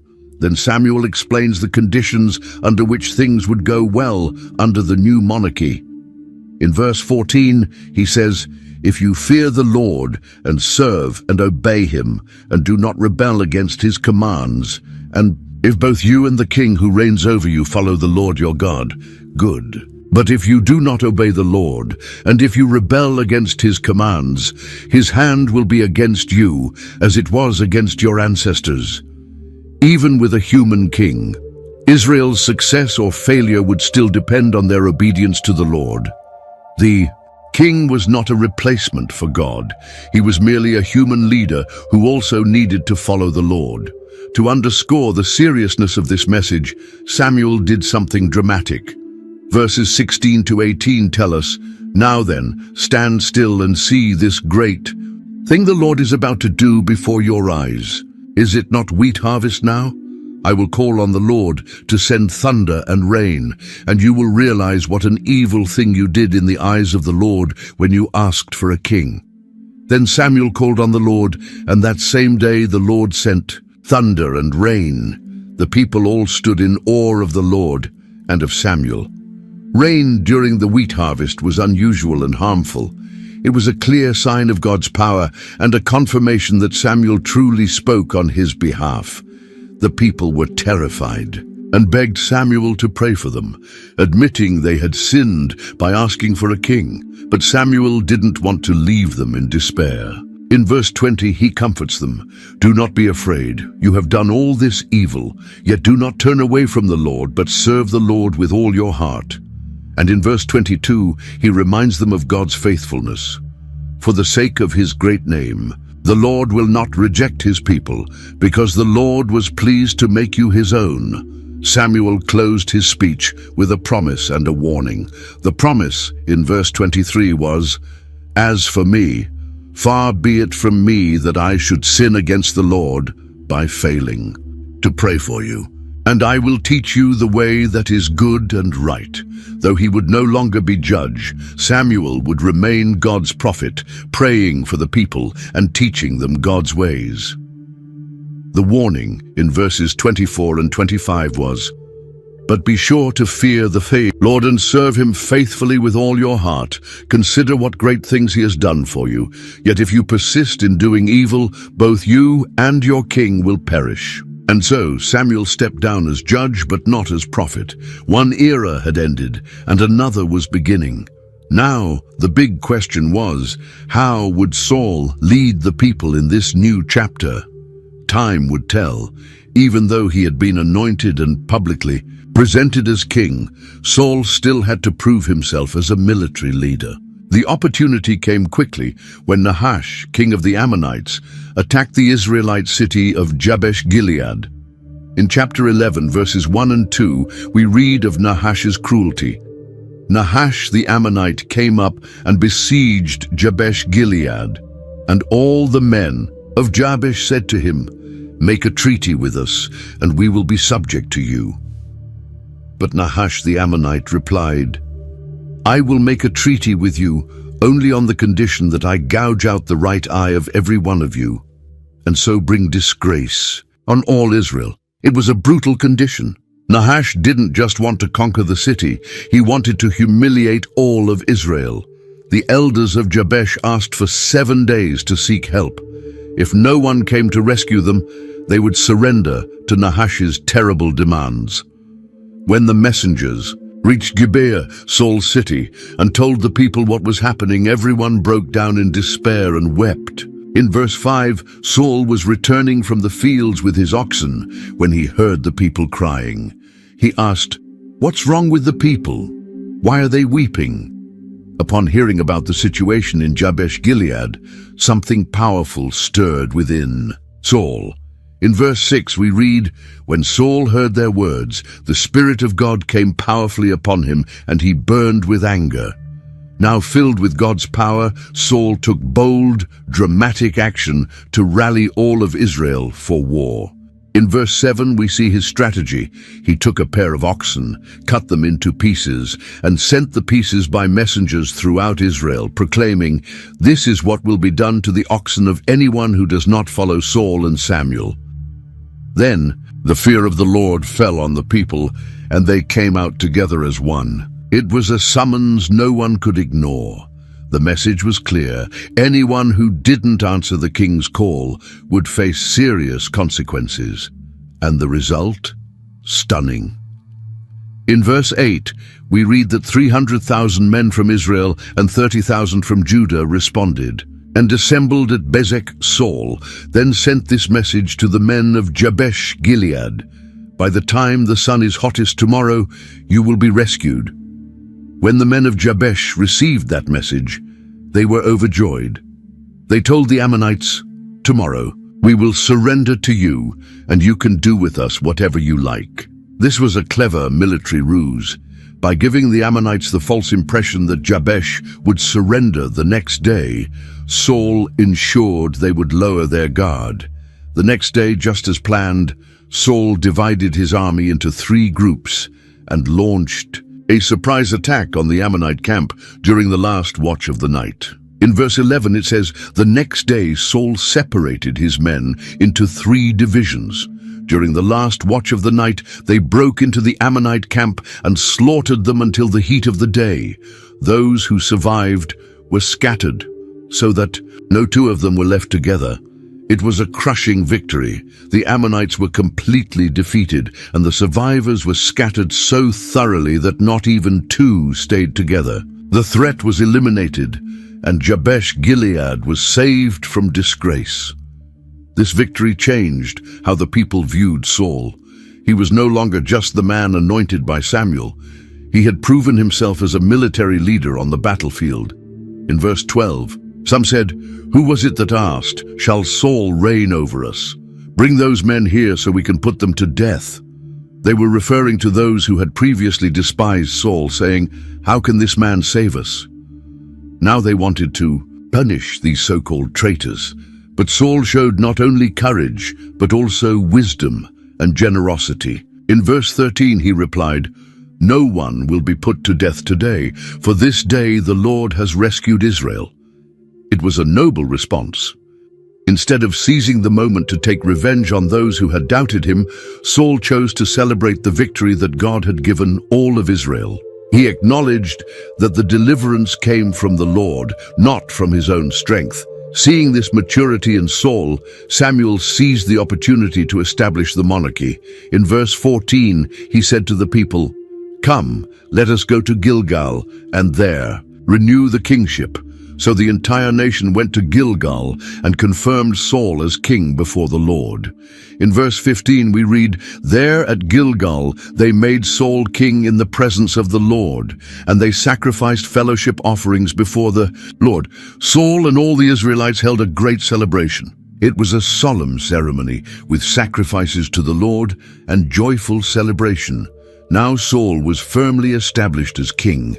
He had been anointed privately by Samuel, chosen publicly at Mizpah, and now confirmed at Gilgal after a major military triumph. No one could question his authority or his ability to lead the people into battle. Saul had started well. Filled with the Spirit of God, he showed courage to face the enemy, wisdom in planning the battle, and generosity in forgiving his critics. The people had every reason to celebrate their new king. But despite this strong beginning, it didn't take long for Saul to reveal that not everything was right in his heart. In chapter 13, verse 1, the Bible tells us Saul was 30 years old when he became king, and he reigned over Israel 42 years. He was in the prime of life, with everything ahead of him. Early in his reign, Saul organized a standing army of 3,000 men. 2,000 stayed with him in Michmash and in the hill country of Bethel, and 1,000 were with his son Jonathan in Gibeah.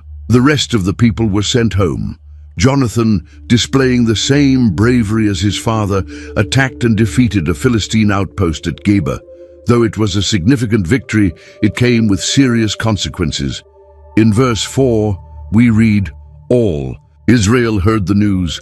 Saul has attacked the Philistine outpost, and now Israel has become obnoxious to the Philistines." Furious, the Philistines mobilized a massive army in retaliation. In verse 5, we see the scale of the threat. The Philistines assembled to fight Israel with 3,000 chariots, 6,000 charioteers, and soldiers as numerous as the sand on the seashore. They went up and camped at Michmash, east of Beth-aven. It was a terrifying army. The Israelites realized how grave their situation was. In verse 6, we read how they reacted when the men of Israel saw that their situation was critical and that their army was hard-pressed. They hid in caves and thickets, among the rocks and in pits and cisterns. And in verse 7, some Hebrews even crossed the Jordan to the land of Gad and Gilead. Fear had spread throughout the Israelite camp. Many were deserting, hiding, or fleeing far away. Those who remained with Saul were trembling with fear as, verse 7 states, Saul was in Gilgal, waiting for Samuel as they had agreed. In verse 8 we read, "He waited 7 days, the time set by Samuel, but Samuel did not come to Gilgal, and Saul's men began to scatter." The situation was tense. The Philistine army was ready to attack. Israelite soldiers were deserting, and Samuel, who was supposed to come and offer sacrifices and give guidance, appeared to be late. Then Saul made a fatal decision. In verse 9, we read, "So he said, 'Bring me the burnt offering and the fellowship offerings.' And Saul offered up the burnt offering. But this was something only priests were authorized to do. As king, Saul had no right to offer sacrifices. He was overstepping into a religious role that wasn't his to take. Right after Saul finished offering the burnt sacrifice, Samuel arrived. In verse 11, Saul tried to justify his actions. "When I saw that the men were scattering, and that you did not come at the set time, and that the Philistines were assembling at Michmash, I thought, now the Philistines will come down against me at Gilgal, and I have not sought the Lord's favor. So I felt compelled to offer the burnt offering." Saul gave 3 reasons for his disobedience. The people were scattering, Samuel was late, and the Philistines were about to attack. In other words, the situation called for action, so he acted. It seemed reasonable, but it ignored the fundamental truth that God had given clear commands that were not to be broken, no matter how difficult the circumstances. Samuel's response was blunt and severe. In verse 13 he says, "You have done a foolish thing. You have not kept the command the Lord your God gave you. If you had, he would have established your kingdom over Israel for all time." And in verse 14 he adds, but now your kingdom will not endure. The Lord has sought out a man after his own heart and appointed him ruler of his people, because you have not kept the Lord's command." What devastating words for Saul to hear. His kingdom would not be established forever. God had already chosen another man, a man after his own heart, to replace him, all because of this single act of disobedience. It might seem like a harsh punishment for what could be seen as a minor mistake, but God sees the heart. This act revealed something deeper about Saul's character. Under pressure, he trusted his own judgment rather than obeying God's word. He chose to do what seemed right in his own eyes, instead of waiting on God's timing. After this confrontation, Samuel left Gilgal and went to Gibeah. Saul counted the men who were still with him, only 600, a tiny army compared to the Philistine forces. The situation was desperate, and this wouldn't be the last time Saul would be tempted to take matters into his own hands when facing hardship. Despite the harsh rebuke for his disobedience at Gilgal, God still gave Saul another chance to prove his faithfulness. In chapter 15, verse 1, we read, "Samuel said to Saul, 'I am the one the Lord sent to anoint you king over his people Israel, so listen now to the message from the Lord.'" Samuel then delivered a very specific command from God: attack and completely destroy the Amalekites, a people who had attacked Israel when they came out of Egypt. Verse 3 makes the instruction clear. "Now go, attack the Amalekites, and totally destroy all that belongs to them. Do not spare them. Put to death men and women, children and infants, cattle and sheep, camels and donkeys." It was a difficult command, but an unambiguous one. The Amalekites and everything they had were to be wiped out. Nothing was to be spared. Saul mobilized his army, 200,000 foot soldiers from Israel and 10,000 from Judah. As he approached the Amalekite city, he was careful to warn the Kenites, who lived among them, to move away. The Kenites were descendants of Moses' father-in-law and had shown kindness to Israel in the past. Then Saul attacked the Amalekites and defeated them thoroughly, from Havilah to Shur, near the Egyptian border. But here's the problem. In verse 9 we read, "But Saul and the army spared Agag and the best of the sheep and cattle, the fat, calves and lambs, everything that was good. These they were unwilling to destroy completely, but everything that was despised and weak they totally destroyed." This was clear disobedience to God's command. Saul was supposed to destroy everything, but he chose to spare King Agag and the best of the livestock. Maybe he thought Agag would be a valuable prisoner of war, a trophy of victory. And the animals. It probably felt like a waste to destroy what could be useful. God's response was immediate. In verse 10 we read, "Then the word of the Lord came to Samuel. I regret that I have made Saul king, because he has turned away from me and has not carried out my instructions." Samuel was angry, and he cried out to the Lord all that night. Samuel was deeply disturbed. He had anointed Saul as Israel's first king, and now Saul had failed again. He spent the entire night crying out to the Lord, perhaps interceding for Saul, perhaps seeking strength for the confrontation he knew was coming. The next morning, Samuel went to find Saul. When he arrived, Saul greeted him confidently. "The Lord bless you. I have carried out the Lord's instructions." What self-deception! Saul truly believed he had obeyed, even though he had spared Agag and the best animals. But Samuel wasn't fooled. In verse 14 he asks, "What then is this bleating of sheep in my ears? What is this lowing of cattle that I hear?" Saul's response in verse 15 reveals his mindset. "The soldiers brought them from the Amalekites. They spared the best of the sheep and cattle to sacrifice to the Lord your God, but we totally destroyed the rest." Notice how Saul tries to dodge responsibility. The soldiers brought them, as if it wasn't his decision, and he tries to make his disobedience sound like devotion. To sacrifice them to the Lord. But God hadn't asked for sacrifices. He had commanded complete destruction.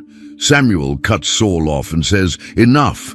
Let me tell you what the Lord said to me last night." When Saul asks him to speak, Samuel delivers a piercing question. "Although you were once small in your own eyes, did you not become the head of the tribes of Israel?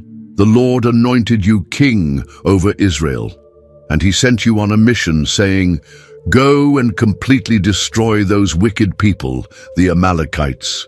Wage war against them until you have wiped them out.' Why did you not obey the Lord? Why did you pounce on the plunder and do evil in the Lord's sight?" That question strikes at the heart of the issue. Saul had forgotten his humble beginnings. He once saw himself as the least from the least clan of the smallest tribe of Israel. Now, as king, he thought he could reinterpret God's commands on his own terms. Saul tries to defend himself in verse 20, "But I did obey the Lord. I went on the mission the Lord assigned me. I brought back Agag, king of the Amalekites, and I totally destroyed the Amalekites." He insists again in verse 21. "The soldiers took sheep and cattle from the plunder, the best of what was devoted to God, in order to sacrifice them to the Lord your God at Gilgal." Once again, Saul shifts the blame to the soldiers and tries to frame disobedience as worship. But Samuel doesn't accept the excuse. In verse 22, he gives a response that echoes through the centuries. "Does the Lord delight in burnt offerings and sacrifices as much as in obeying the Lord? To obey is better than sacrifice, and to heed is better than the fat of rams. For rebellion is like the sin of divination, and arrogance like the evil of idolatry. Because you have rejected the word of the Lord, he has rejected you as king." It's a powerful statement. God isn't interested in religious rituals if they don't come from a heart of obedience. Rebellion against God is likened to witchcraft, and arrogance to idolatry. Saul had rejected God's word, and now God rejected Saul as king. Finally, Saul admits his sin in verse 24. "I have sinned. I violated the Lord's command and your instructions. I was afraid of the men, and so I gave in to them." But his confession feels shallow, especially when, right after asking for forgiveness, he pleads with Samuel to honor him in front of the people's leaders. He still cares more about his image than his relationship with God. Samuel announces the final sentence in verse 28. "The Lord has torn the kingdom of Israel from you today and has given it to someone better than you." And in verse 29, he adds, "He who is the glory of Israel does not lie or change his mind. For he is not a human being, that he should change his mind." The decision was final. God had rejected Saul as king and chosen another to take his place. From that moment on, Samuel did not see Saul again until the day of his death, though Samuel mourned for him. Verse 35. It was a tragic end to what could have been a glorious reign. Saul, Israel's first king, had been chosen and anointed by God, but he failed to obey. His disobedience at Gilgal had shaken his reign. His disobedience regarding the Amalekites sealed it. Now, God would seek a man after his own heart to lead his people. The story of Saul teaches us a valuable lesson. God values obedience above all else.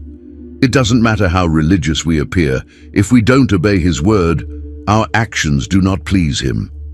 As Samuel said so clearly, "To obey is better than sacrifice." Samuel was still mourning for Saul.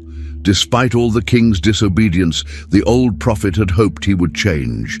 But in 1 Samuel 16:1, God speaks directly to Samuel. "How long will you mourn for Saul, since I have rejected him as king over Israel? Fill your horn with oil and be on your way. I am sending you to Jesse of Bethlehem. I have chosen one of his sons to be king." God was ready to move forward, even if Samuel was still holding on to the past. It was time to seek a new king for Israel, someone with a heart aligned with God's, and that someone was among Jesse's sons, a man from Bethlehem. But there was a problem. Samuel, always cautious, asked, "How can I go? If Saul hears about it, he will kill me." In verse 2, the Lord responds with a plan. "Take a heifer with you and say, 'I have come to sacrifice to the Lord.' Invite Jesse to the sacrifice, and I will show you what to do. You are to anoint for me the one I indicate." It was a risky mission. Even though Samuel was God's prophet and respected by the people, Saul was still king and had the power to execute anyone seen as a threat. If Saul found out Samuel was anointing a new king while he was still on the throne, it could be considered treason, a crime punishable by death. The solution was a half-truth. Samuel would go to Bethlehem to offer a sacrifice. That was true. But he wouldn't reveal the main reason, to anoint a new king. It wasn't a lie, but it wasn't the full truth either. In his wisdom, God allowed Samuel to conceal part of the truth to protect himself. Samuel obeyed the Lord and went to Bethlehem. But when he arrived, something unexpected happened. In verse 4 we read, "Samuel did what the Lord said." When he arrived at Bethlehem, the elders of the town trembled when they met him. They asked, "Do you come in peace?" Why were the elders trembling at Samuel's arrival? Maybe because an unannounced visit from a prophet often meant trouble, a rebuke for sin, or the announcement of some disaster. Or maybe because of the tensions between Samuel and Saul. They didn't want to get caught in the middle of a power struggle. Samuel reassured them, "Yes, in peace. I have come to sacrifice to the Lord. Consecrate yourselves and come to the sacrifice with me." In verse 5, he also consecrated Jesse and his sons and invited them to the sacrifice. The consecration likely involved washing, putting on clean clothes, and abstaining from certain activities, a spiritual preparation for an encounter with God. It was a common ritual before any sacred event. Samuel's visit caused quite a stir in Bethlehem. A prophet of God didn't just show up every day. People must have wondered why Samuel had chosen their small town to offer a sacrifice, and why he specifically invited Jesse and his sons. But no one knew the real purpose behind the visit.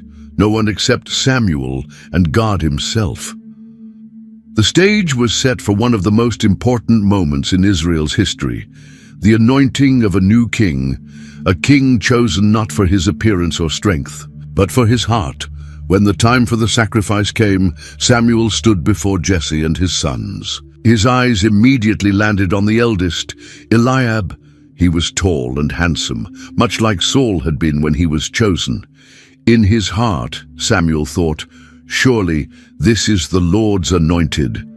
But in chapter 16, verse 7, the Lord said something to Samuel that would forever change the way he judged people. "Do not consider his appearance or his height, for I have rejected him. The Lord does not look at the things people look at. People look at the outward appearance, but the Lord looks at the heart." What a powerful lesson. God doesn't judge as we do. He's not impressed by outward appearance, height, beauty, or physical strength. What truly matters to him is the heart, the thoughts, desires, and deepest motivations. One by one, Jesse's sons were brought before Samuel. After Eliab came Abinadab, then Shammah, and so on. Samuel examined 7 of Jesse's sons, but the Lord said of none of them, "This is the one." Confused, Samuel asked Jesse in verse 11, "Are these all the sons you have?" Jesse replied, "There is still the youngest, but he is tending the sheep." It's interesting how Jesse didn't even think to bring his youngest son to the sacrifice. Maybe because he was just a boy, or maybe someone simply had to stay with the sheep. Either way, the young shepherd wasn't considered important enough to be included, but he was exactly the one God had chosen. Samuel said to Jesse, "Send for him. We will not sit down until he arrives." So Jesse sent for him. When the boy arrived, verse 12 describes him. He was glowing with health and had a fine appearance and handsome features. And the Lord said, "Rise and anoint him. This is the one." Without hesitation, Samuel took the horn of oil and anointed the young shepherd in the presence of his brothers. Verse 13 tells us what happened next. And from that day on, the Spirit of the Lord came powerfully upon David. What an extraordinary moment! A young shepherd, the youngest of 8 brothers, anointed as the future king of Israel. And immediately the Spirit of the Lord came upon him, empowering him for the immense task ahead. David's brothers must have been stunned. Why the youngest? Why not one of them, older, more experienced? But God had his reasons. He had found in David a heart after his own. After the ceremony, Samuel returned to Ramah. The first part of his secret mission was complete. He had anointed Israel's new king, just as God had commanded. Now it was time to wait for God to open the way for David to ascend the throne. David, meanwhile, went back to tending his sheep. Outwardly, nothing had changed. He was still a shepherd. But inwardly, everything was different. The Spirit of God was now upon him, preparing him for his future role. This story shows how God often chooses the unlikely, the small, the seemingly insignificant to carry out his greatest works. As the Apostle Paul would say centuries later, God chooses the weak things of the world to shame the strong. While the Spirit of the Lord came upon David, something terrible was happening to Saul. In verse 14 we read, "Now the Spirit of the Lord had departed from Saul, and an evil spirit from the Lord tormented him." What a contrast! David receiving the Spirit, Saul losing it. It was as if a spiritual transfer had occurred from the rejected king to the chosen one. And in the absence of the Lord's Spirit, an evil spirit came to torment Saul. Saul's attendants noticed the change in his behavior. He was restless, troubled, perhaps even violent at times. In verse 15 they said, "See, an evil spirit from God is tormenting you." Then they offered a solution in verse 16. "Let our Lord command his servants here to search for someone who can play the harp. He will play when the evil spirit from God comes on you, and you will feel better." Saul agreed and said, "Find someone who plays well and bring him to me." One of the servants remembered someone. "I have seen a son of Jesse of Bethlehem who knows how to play the harp. He is a brave man and a warrior.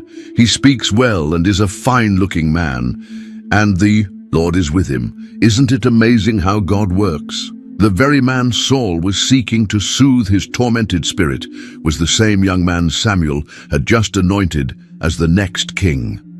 God was paving the way for David to enter the royal court. Saul sent messengers to Jesse, saying in verse 19, "Send me your son David, who is with the sheep." Jesse prepared a gift for the king, a donkey loaded with bread, a skin of wine, and a young goat, and sent his son David with them to Saul. When David arrived, Saul took a liking to him. In verse 21 we read, "David came to Saul and entered his service. Saul liked him very much, and David became one of his armor-bearers." Saul had no idea that this young man had been anointed to replace him as king. Saul was so pleased with David that he sent word to Jesse saying, "Allow David to remain in my service, for I am pleased with him." And so David began to play the harp for Saul whenever the evil spirit came upon him. In verse 23 we see the result. Whenever the Spirit from God came on Saul, David would take up his harp and play. Then relief would come to Saul. He would feel better, and the evil spirit would leave him. David's music had a therapeutic effect on Saul. The sweet sounds of the harp soothed his troubled mind and temporarily drove away the evil spirit. It was as if David was ministering to Saul, even without realizing that he would one day take his place. This story reminds us of the power of music to heal and bring comfort. It also shows how God can use the talents he gives us to open doors, sometimes even doors to royal palaces. At this point, David was established in Saul's court, serving as both a musician and armor-bearer. But his greatest test was still ahead. The Philistines, longtime enemies of Israel, had assembled their armies for war. In chapter 17, verse 1, we read, "The Philistines gathered their forces for war and assembled at Soko in Judah. They pitched camp at Ephes-Dammim, between Soko and Azekah. Saul and the Israelites also gathered and camped in the valley of Elah, ready to face the Philistines. The two armies were stationed on opposite hills, with the valley between them. That's when a terrifying figure emerged from the Philistine side. In verse 4, the Bible describes him. A champion named Goliath, who was from Gath, came out of the Philistine camp. He was over 9 feet tall.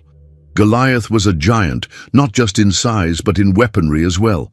He wore a bronze helmet and a coat of scale armor that weighed 125 pounds. He had bronze greaves on his legs, and his spear's iron point alone weighed 15 pounds. He was a human war machine, built to terrify, and terrify he did. Every day, for 40 days straight, Goliath would come out and challenge the Israelite army. In verse 8 he shouted, "Why do you come out and line up for battle? Am I not a Philistine, and are you not the servants of Saul? Choose a man and have him come down to me. If he is able to fight and kill me, we will become your subjects. But if I overcome him and kill him, you will become our subjects and serve us." This was a call for single combat, a common practice at the time. Instead of full-scale battle, each side could send a champion to determine the outcome. But who in Israel had the courage to face this mountain of a man? In verse 11, we see their reaction. On hearing the Philistines' words, Saul and all the Israelites were dismayed and terrified.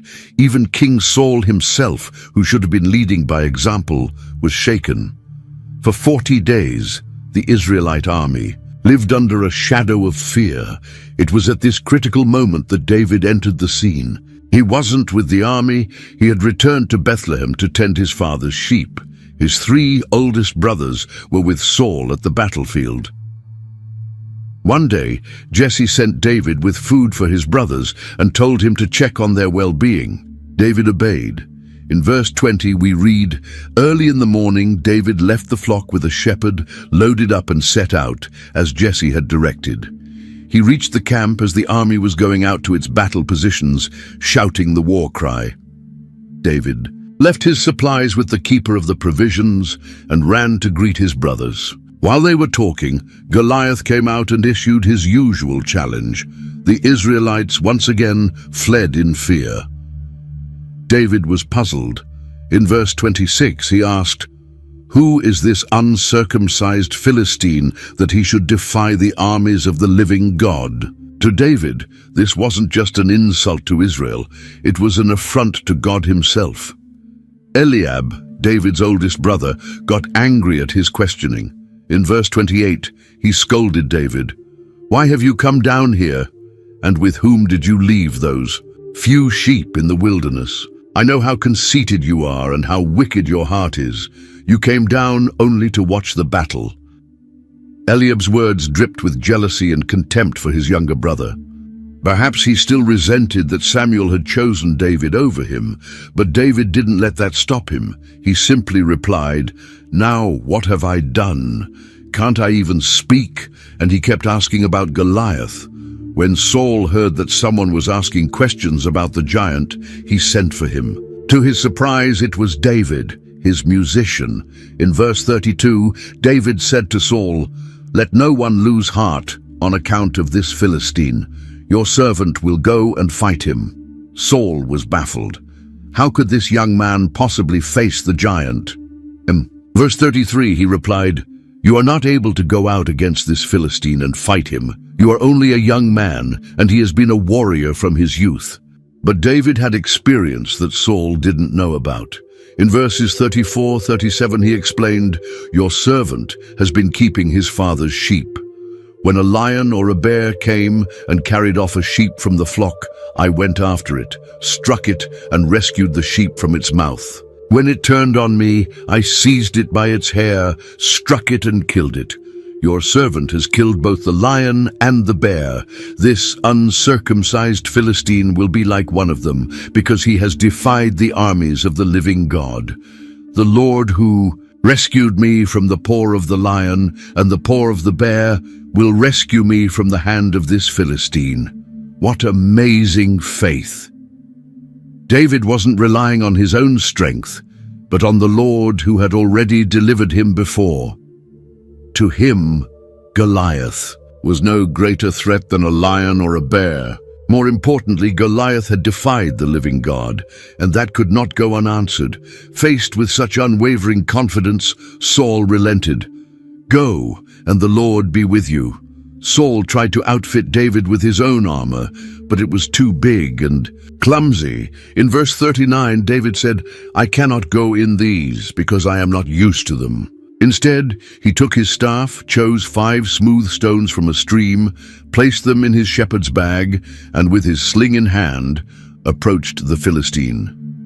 When Goliath saw David, he was furious. In verse 43, he said, "Am I a dog, that you come at me with sticks?" And he cursed David by his gods. But David stood firm.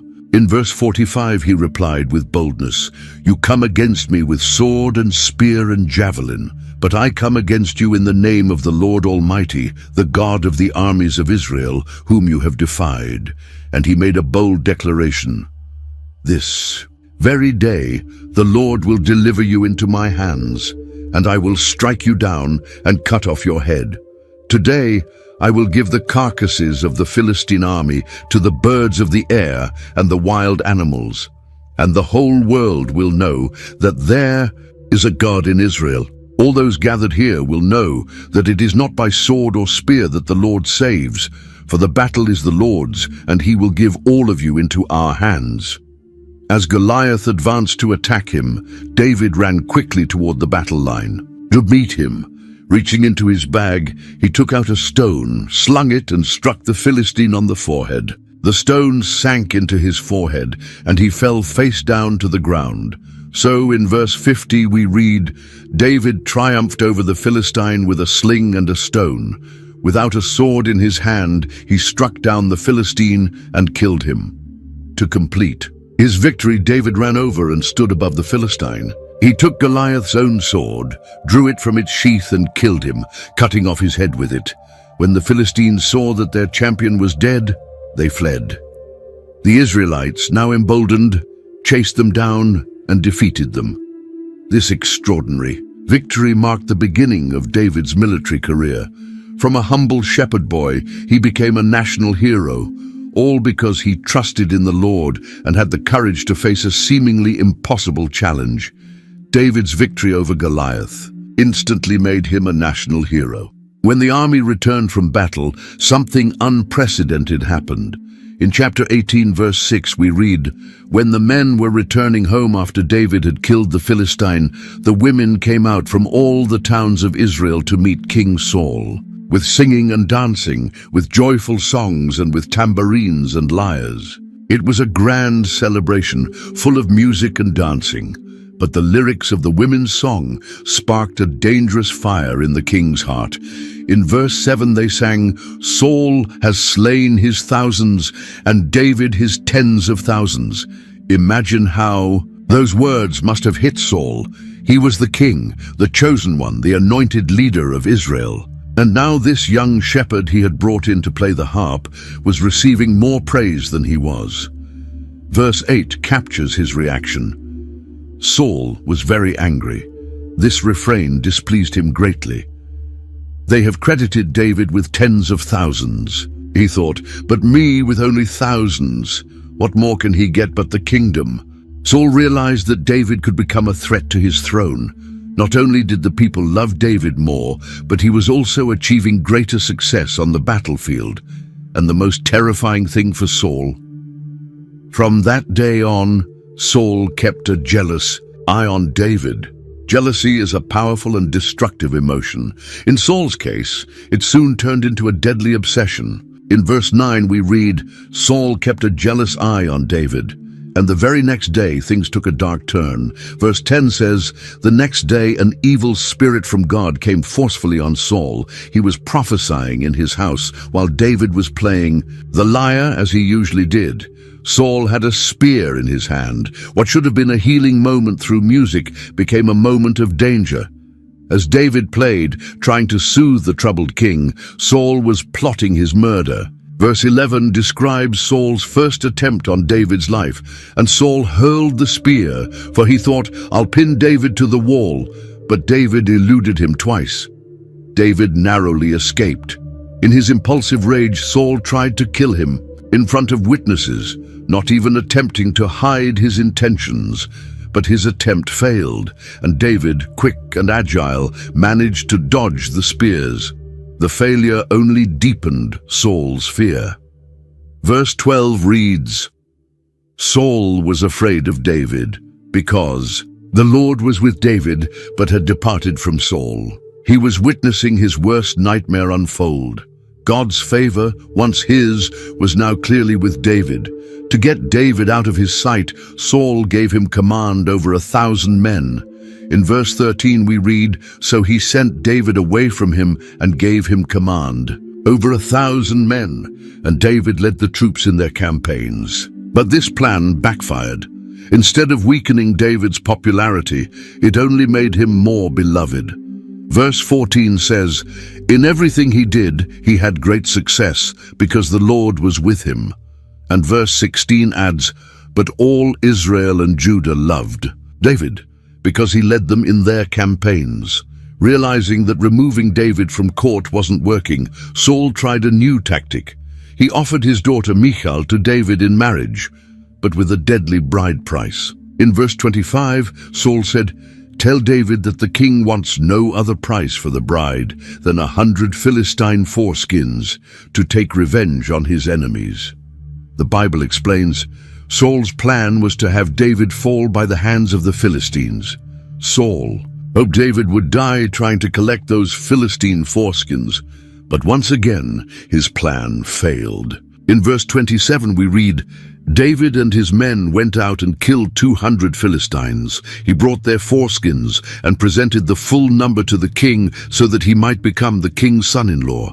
Then Saul gave him his daughter Michal in marriage. Instead of bringing back 100, David returned with 200. He not only survived, but exceeded expectations." Verse 29 sums it up. Saul became still more afraid of him, and he remained his enemy for the rest of his days. The tension between the two men continued to grow. On one side, David, the young warrior, loved by the people and successful in all he did because the Lord was with him. On the other, Saul, a king increasingly burdened by his crown, consumed by jealousy and fear, abandoned by the Spirit of the Lord, and tormented by an evil one. The stage was set for an ever-escalating conflict, one that would force David to choose between remaining loyal to a king who wanted him dead or fleeing for his life. Saul's obsession with killing David only intensified. In chapter 19, verse 1, we read, "Saul told his son Jonathan and all the attendants to kill David, but Jonathan had taken a great liking to David." The situation had escalated from impulsive outbursts to a calculated murder plot. But Saul hadn't counted on the deep friendship that had developed between his son Jonathan and David. Instead of obeying his father's command, Jonathan warned David. In verse 2 he says, "My father Saul is looking for a chance to kill you. Be on your guard tomorrow morning. Go into hiding and stay there." Jonathan promised to speak to his father about David and then report back with whatever he found out. He passionately defended David, reminding Saul how David had risked his life to kill Goliath and how that victory had brought a great deliverance to Israel. In verse 6, Saul was persuaded by Jonathan's defense and swore, "As surely as the Lord lives, David will not be put to death." Jonathan relayed the conversation to David, and David returned to serve in the royal court as before. But the peace didn't last. When Israel went to war again, David fought the Philistines and won a decisive victory. This reignited Saul's jealousy.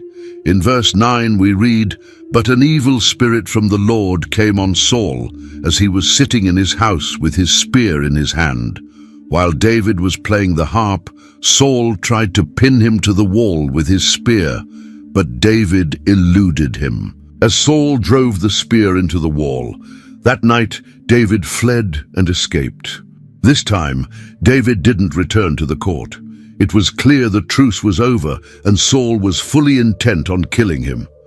David fled to his house, but Saul didn't give up. He sent men to watch David's home and kill him in the morning. Michal, David's wife and Saul's daughter, warned him, "If you don't escape tonight, you'll be dead by morning." She helped David slip out through a window and he fled to safety. To buy time, Michal devised a clever trick. She took a household idol, a human-shaped statue, laid it in David's bed, covered it with clothes, and placed goat's hair at the head to resemble him. When Saul's men came to get David, Michal told them he was sick. Saul ordered, "Bring him to me in his bed so I may kill him." But when they entered, they found only the idol in the bed. Saul was furious with his daughter. In verse 17, he asked her, "Why did you betray me like this and let my enemy escape?" Michal replied, "He said to me, 'Help me get away or I'll kill you,' and a lie to protect both David and herself from Saul's rage." Meanwhile, David had fled to Ramah, where Samuel lived. In verse 18 we read, "When David had fled and made his escape, he went to Samuel at Ramah and told him all that Saul had done to him. Then he and Samuel went to Naioth and stayed there. This was a significant moment. In his time of greatest danger, David turned to the man who had anointed him as Israel's future king. To David, Samuel represented spiritual guidance, someone who understood God's purpose for his life. In Naioth, likely a kind of prophetic community near Ramah, David found temporary refuge. But Saul soon found out where David was. In verse 19, word came to Saul, "David is in Naioth at Ramah," so he sent men to capture him. But something extraordinary happened. When Saul's messengers arrived and saw a group of prophets prophesying, led by Samuel, the Spirit of God came upon them, and they too began to prophesy. Saul sent 2 more groups of men, and the same thing happened to each. Finally, in verse 22, Saul himself went to Ramah. On the way to Seku, he asked where Samuel and David were and continued on to Naioth. Then, in verse 23, something even more astonishing happened. So Saul went to Naioth at Ramah, but the Spirit of God came even on him, and he walked along prophesying until he came to Naioth. He stripped off his garments, and he too prophesied in Samuel's presence. He lay naked all that day and all that night. This is why people say, "Is Saul also among the prophets?" This was the second time people had asked that question about Saul. The first being shortly after his anointing, when the Spirit of God came upon him and he prophesied among the prophets. It was as if God were reminding Saul of his original calling before jealousy and fear consumed him. This supernatural event gave David the time he needed to escape. He fled from Naioth and went to find Jonathan. In chapter 20, they made a plan to find out once and for all if Saul was truly determined to kill David. Once that became clear, especially when Saul even hurled a spear at his own son for defending David, Jonathan warned David to flee. This marked the beginning of years of running for David. He went to Nob, where he received bread and Goliath's sword from the priest Ahimelech. Then he fled to Gath in Philistine territory, where he pretended to be insane to avoid being recognized as the giant slayer. From there, he escaped to the cave of Adullam, where he began to attract followers. All those who were in distress, or in debt or discontented gathered around him, and he became their commander. About 400 men were with him. From Adullam, David took his parents to Moab for their safety, then returned to Judah, hiding in the forest of Hereth. Meanwhile, Saul discovered the priests of Nob had helped David and, in a rage, killed 85 priests and destroyed the entire town. The pursuit continued, with Saul chasing David through the wilderness from one hideout to another.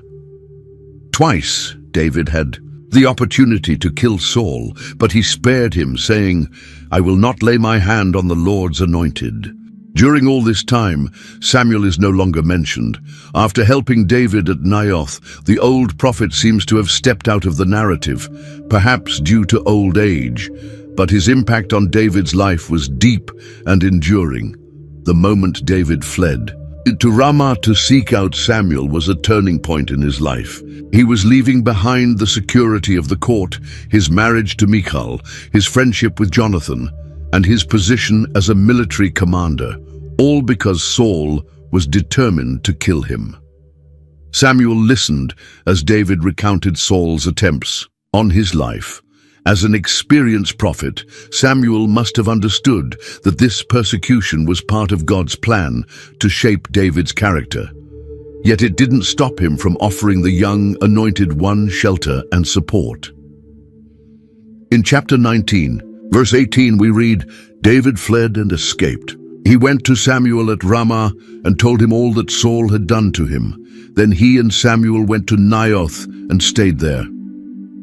Naioth was likely a kind of school for prophets.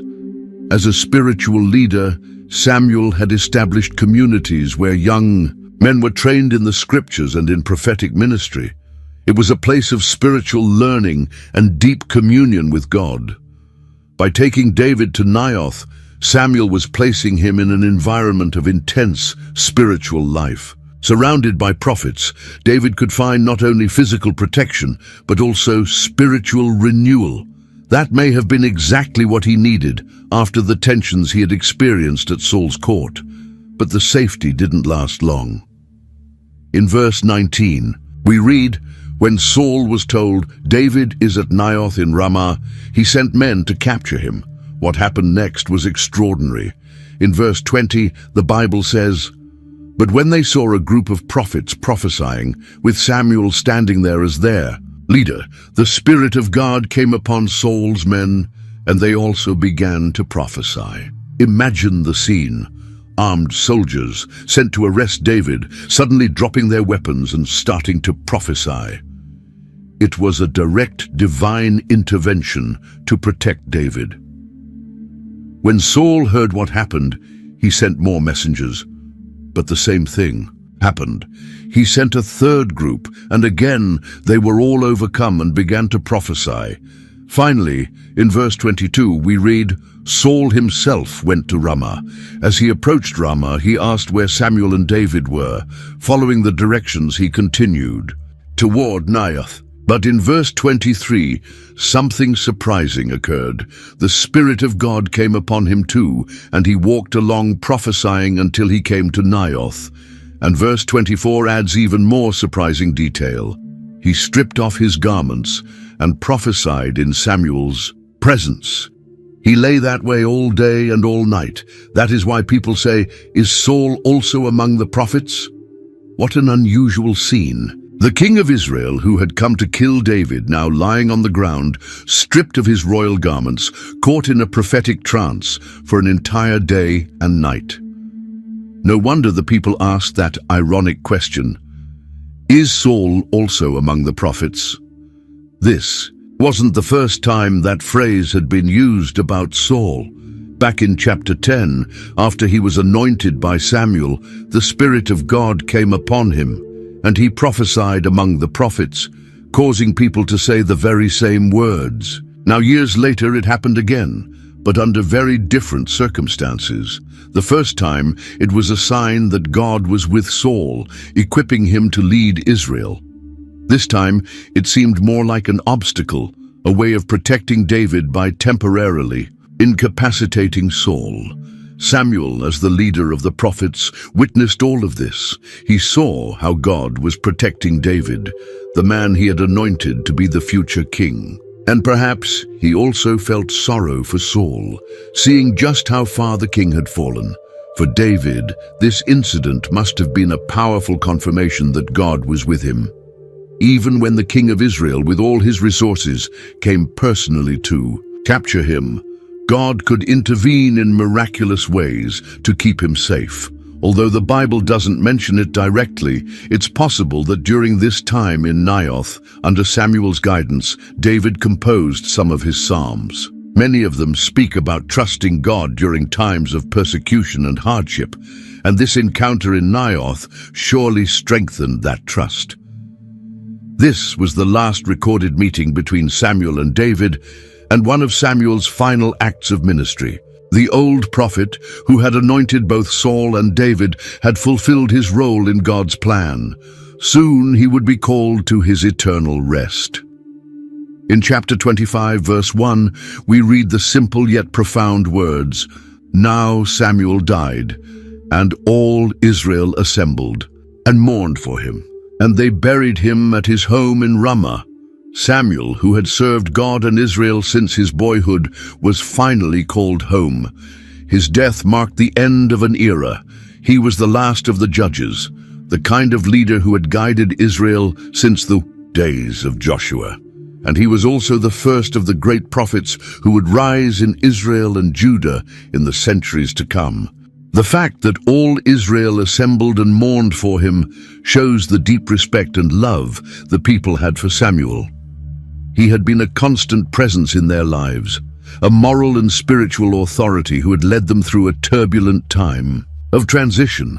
As a judge, Samuel traveled the country every year, settling disputes and maintaining justice. Unlike his own sons, he never accepted bribes or perverted justice. In his farewell speech as judge, he challenged the people to point out anyone he had cheated or oppressed, and no one could. As a prophet, Samuel was the voice of God to the people. It was through him that God spoke to establish the monarchy, to reject Saul, and to choose David. His words never failed. Everything he prophesied came to pass because the Lord was with him. As a priest, Samuel had ministered before the Lord from childhood under Eli's training. He offered sacrifices, interceded for the people, and taught them the ways of the Lord.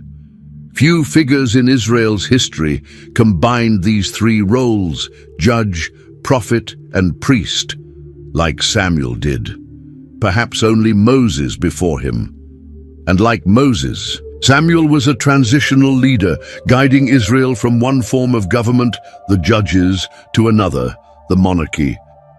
Samuel did not live to see David take the throne. After his death, David moved to the wilderness of Paran, continuing his life as a fugitive. Saul's pursuit would go on for a while longer, until the final battle against the Philistines, where Saul and Jonathan would die, paving the way for David to become king.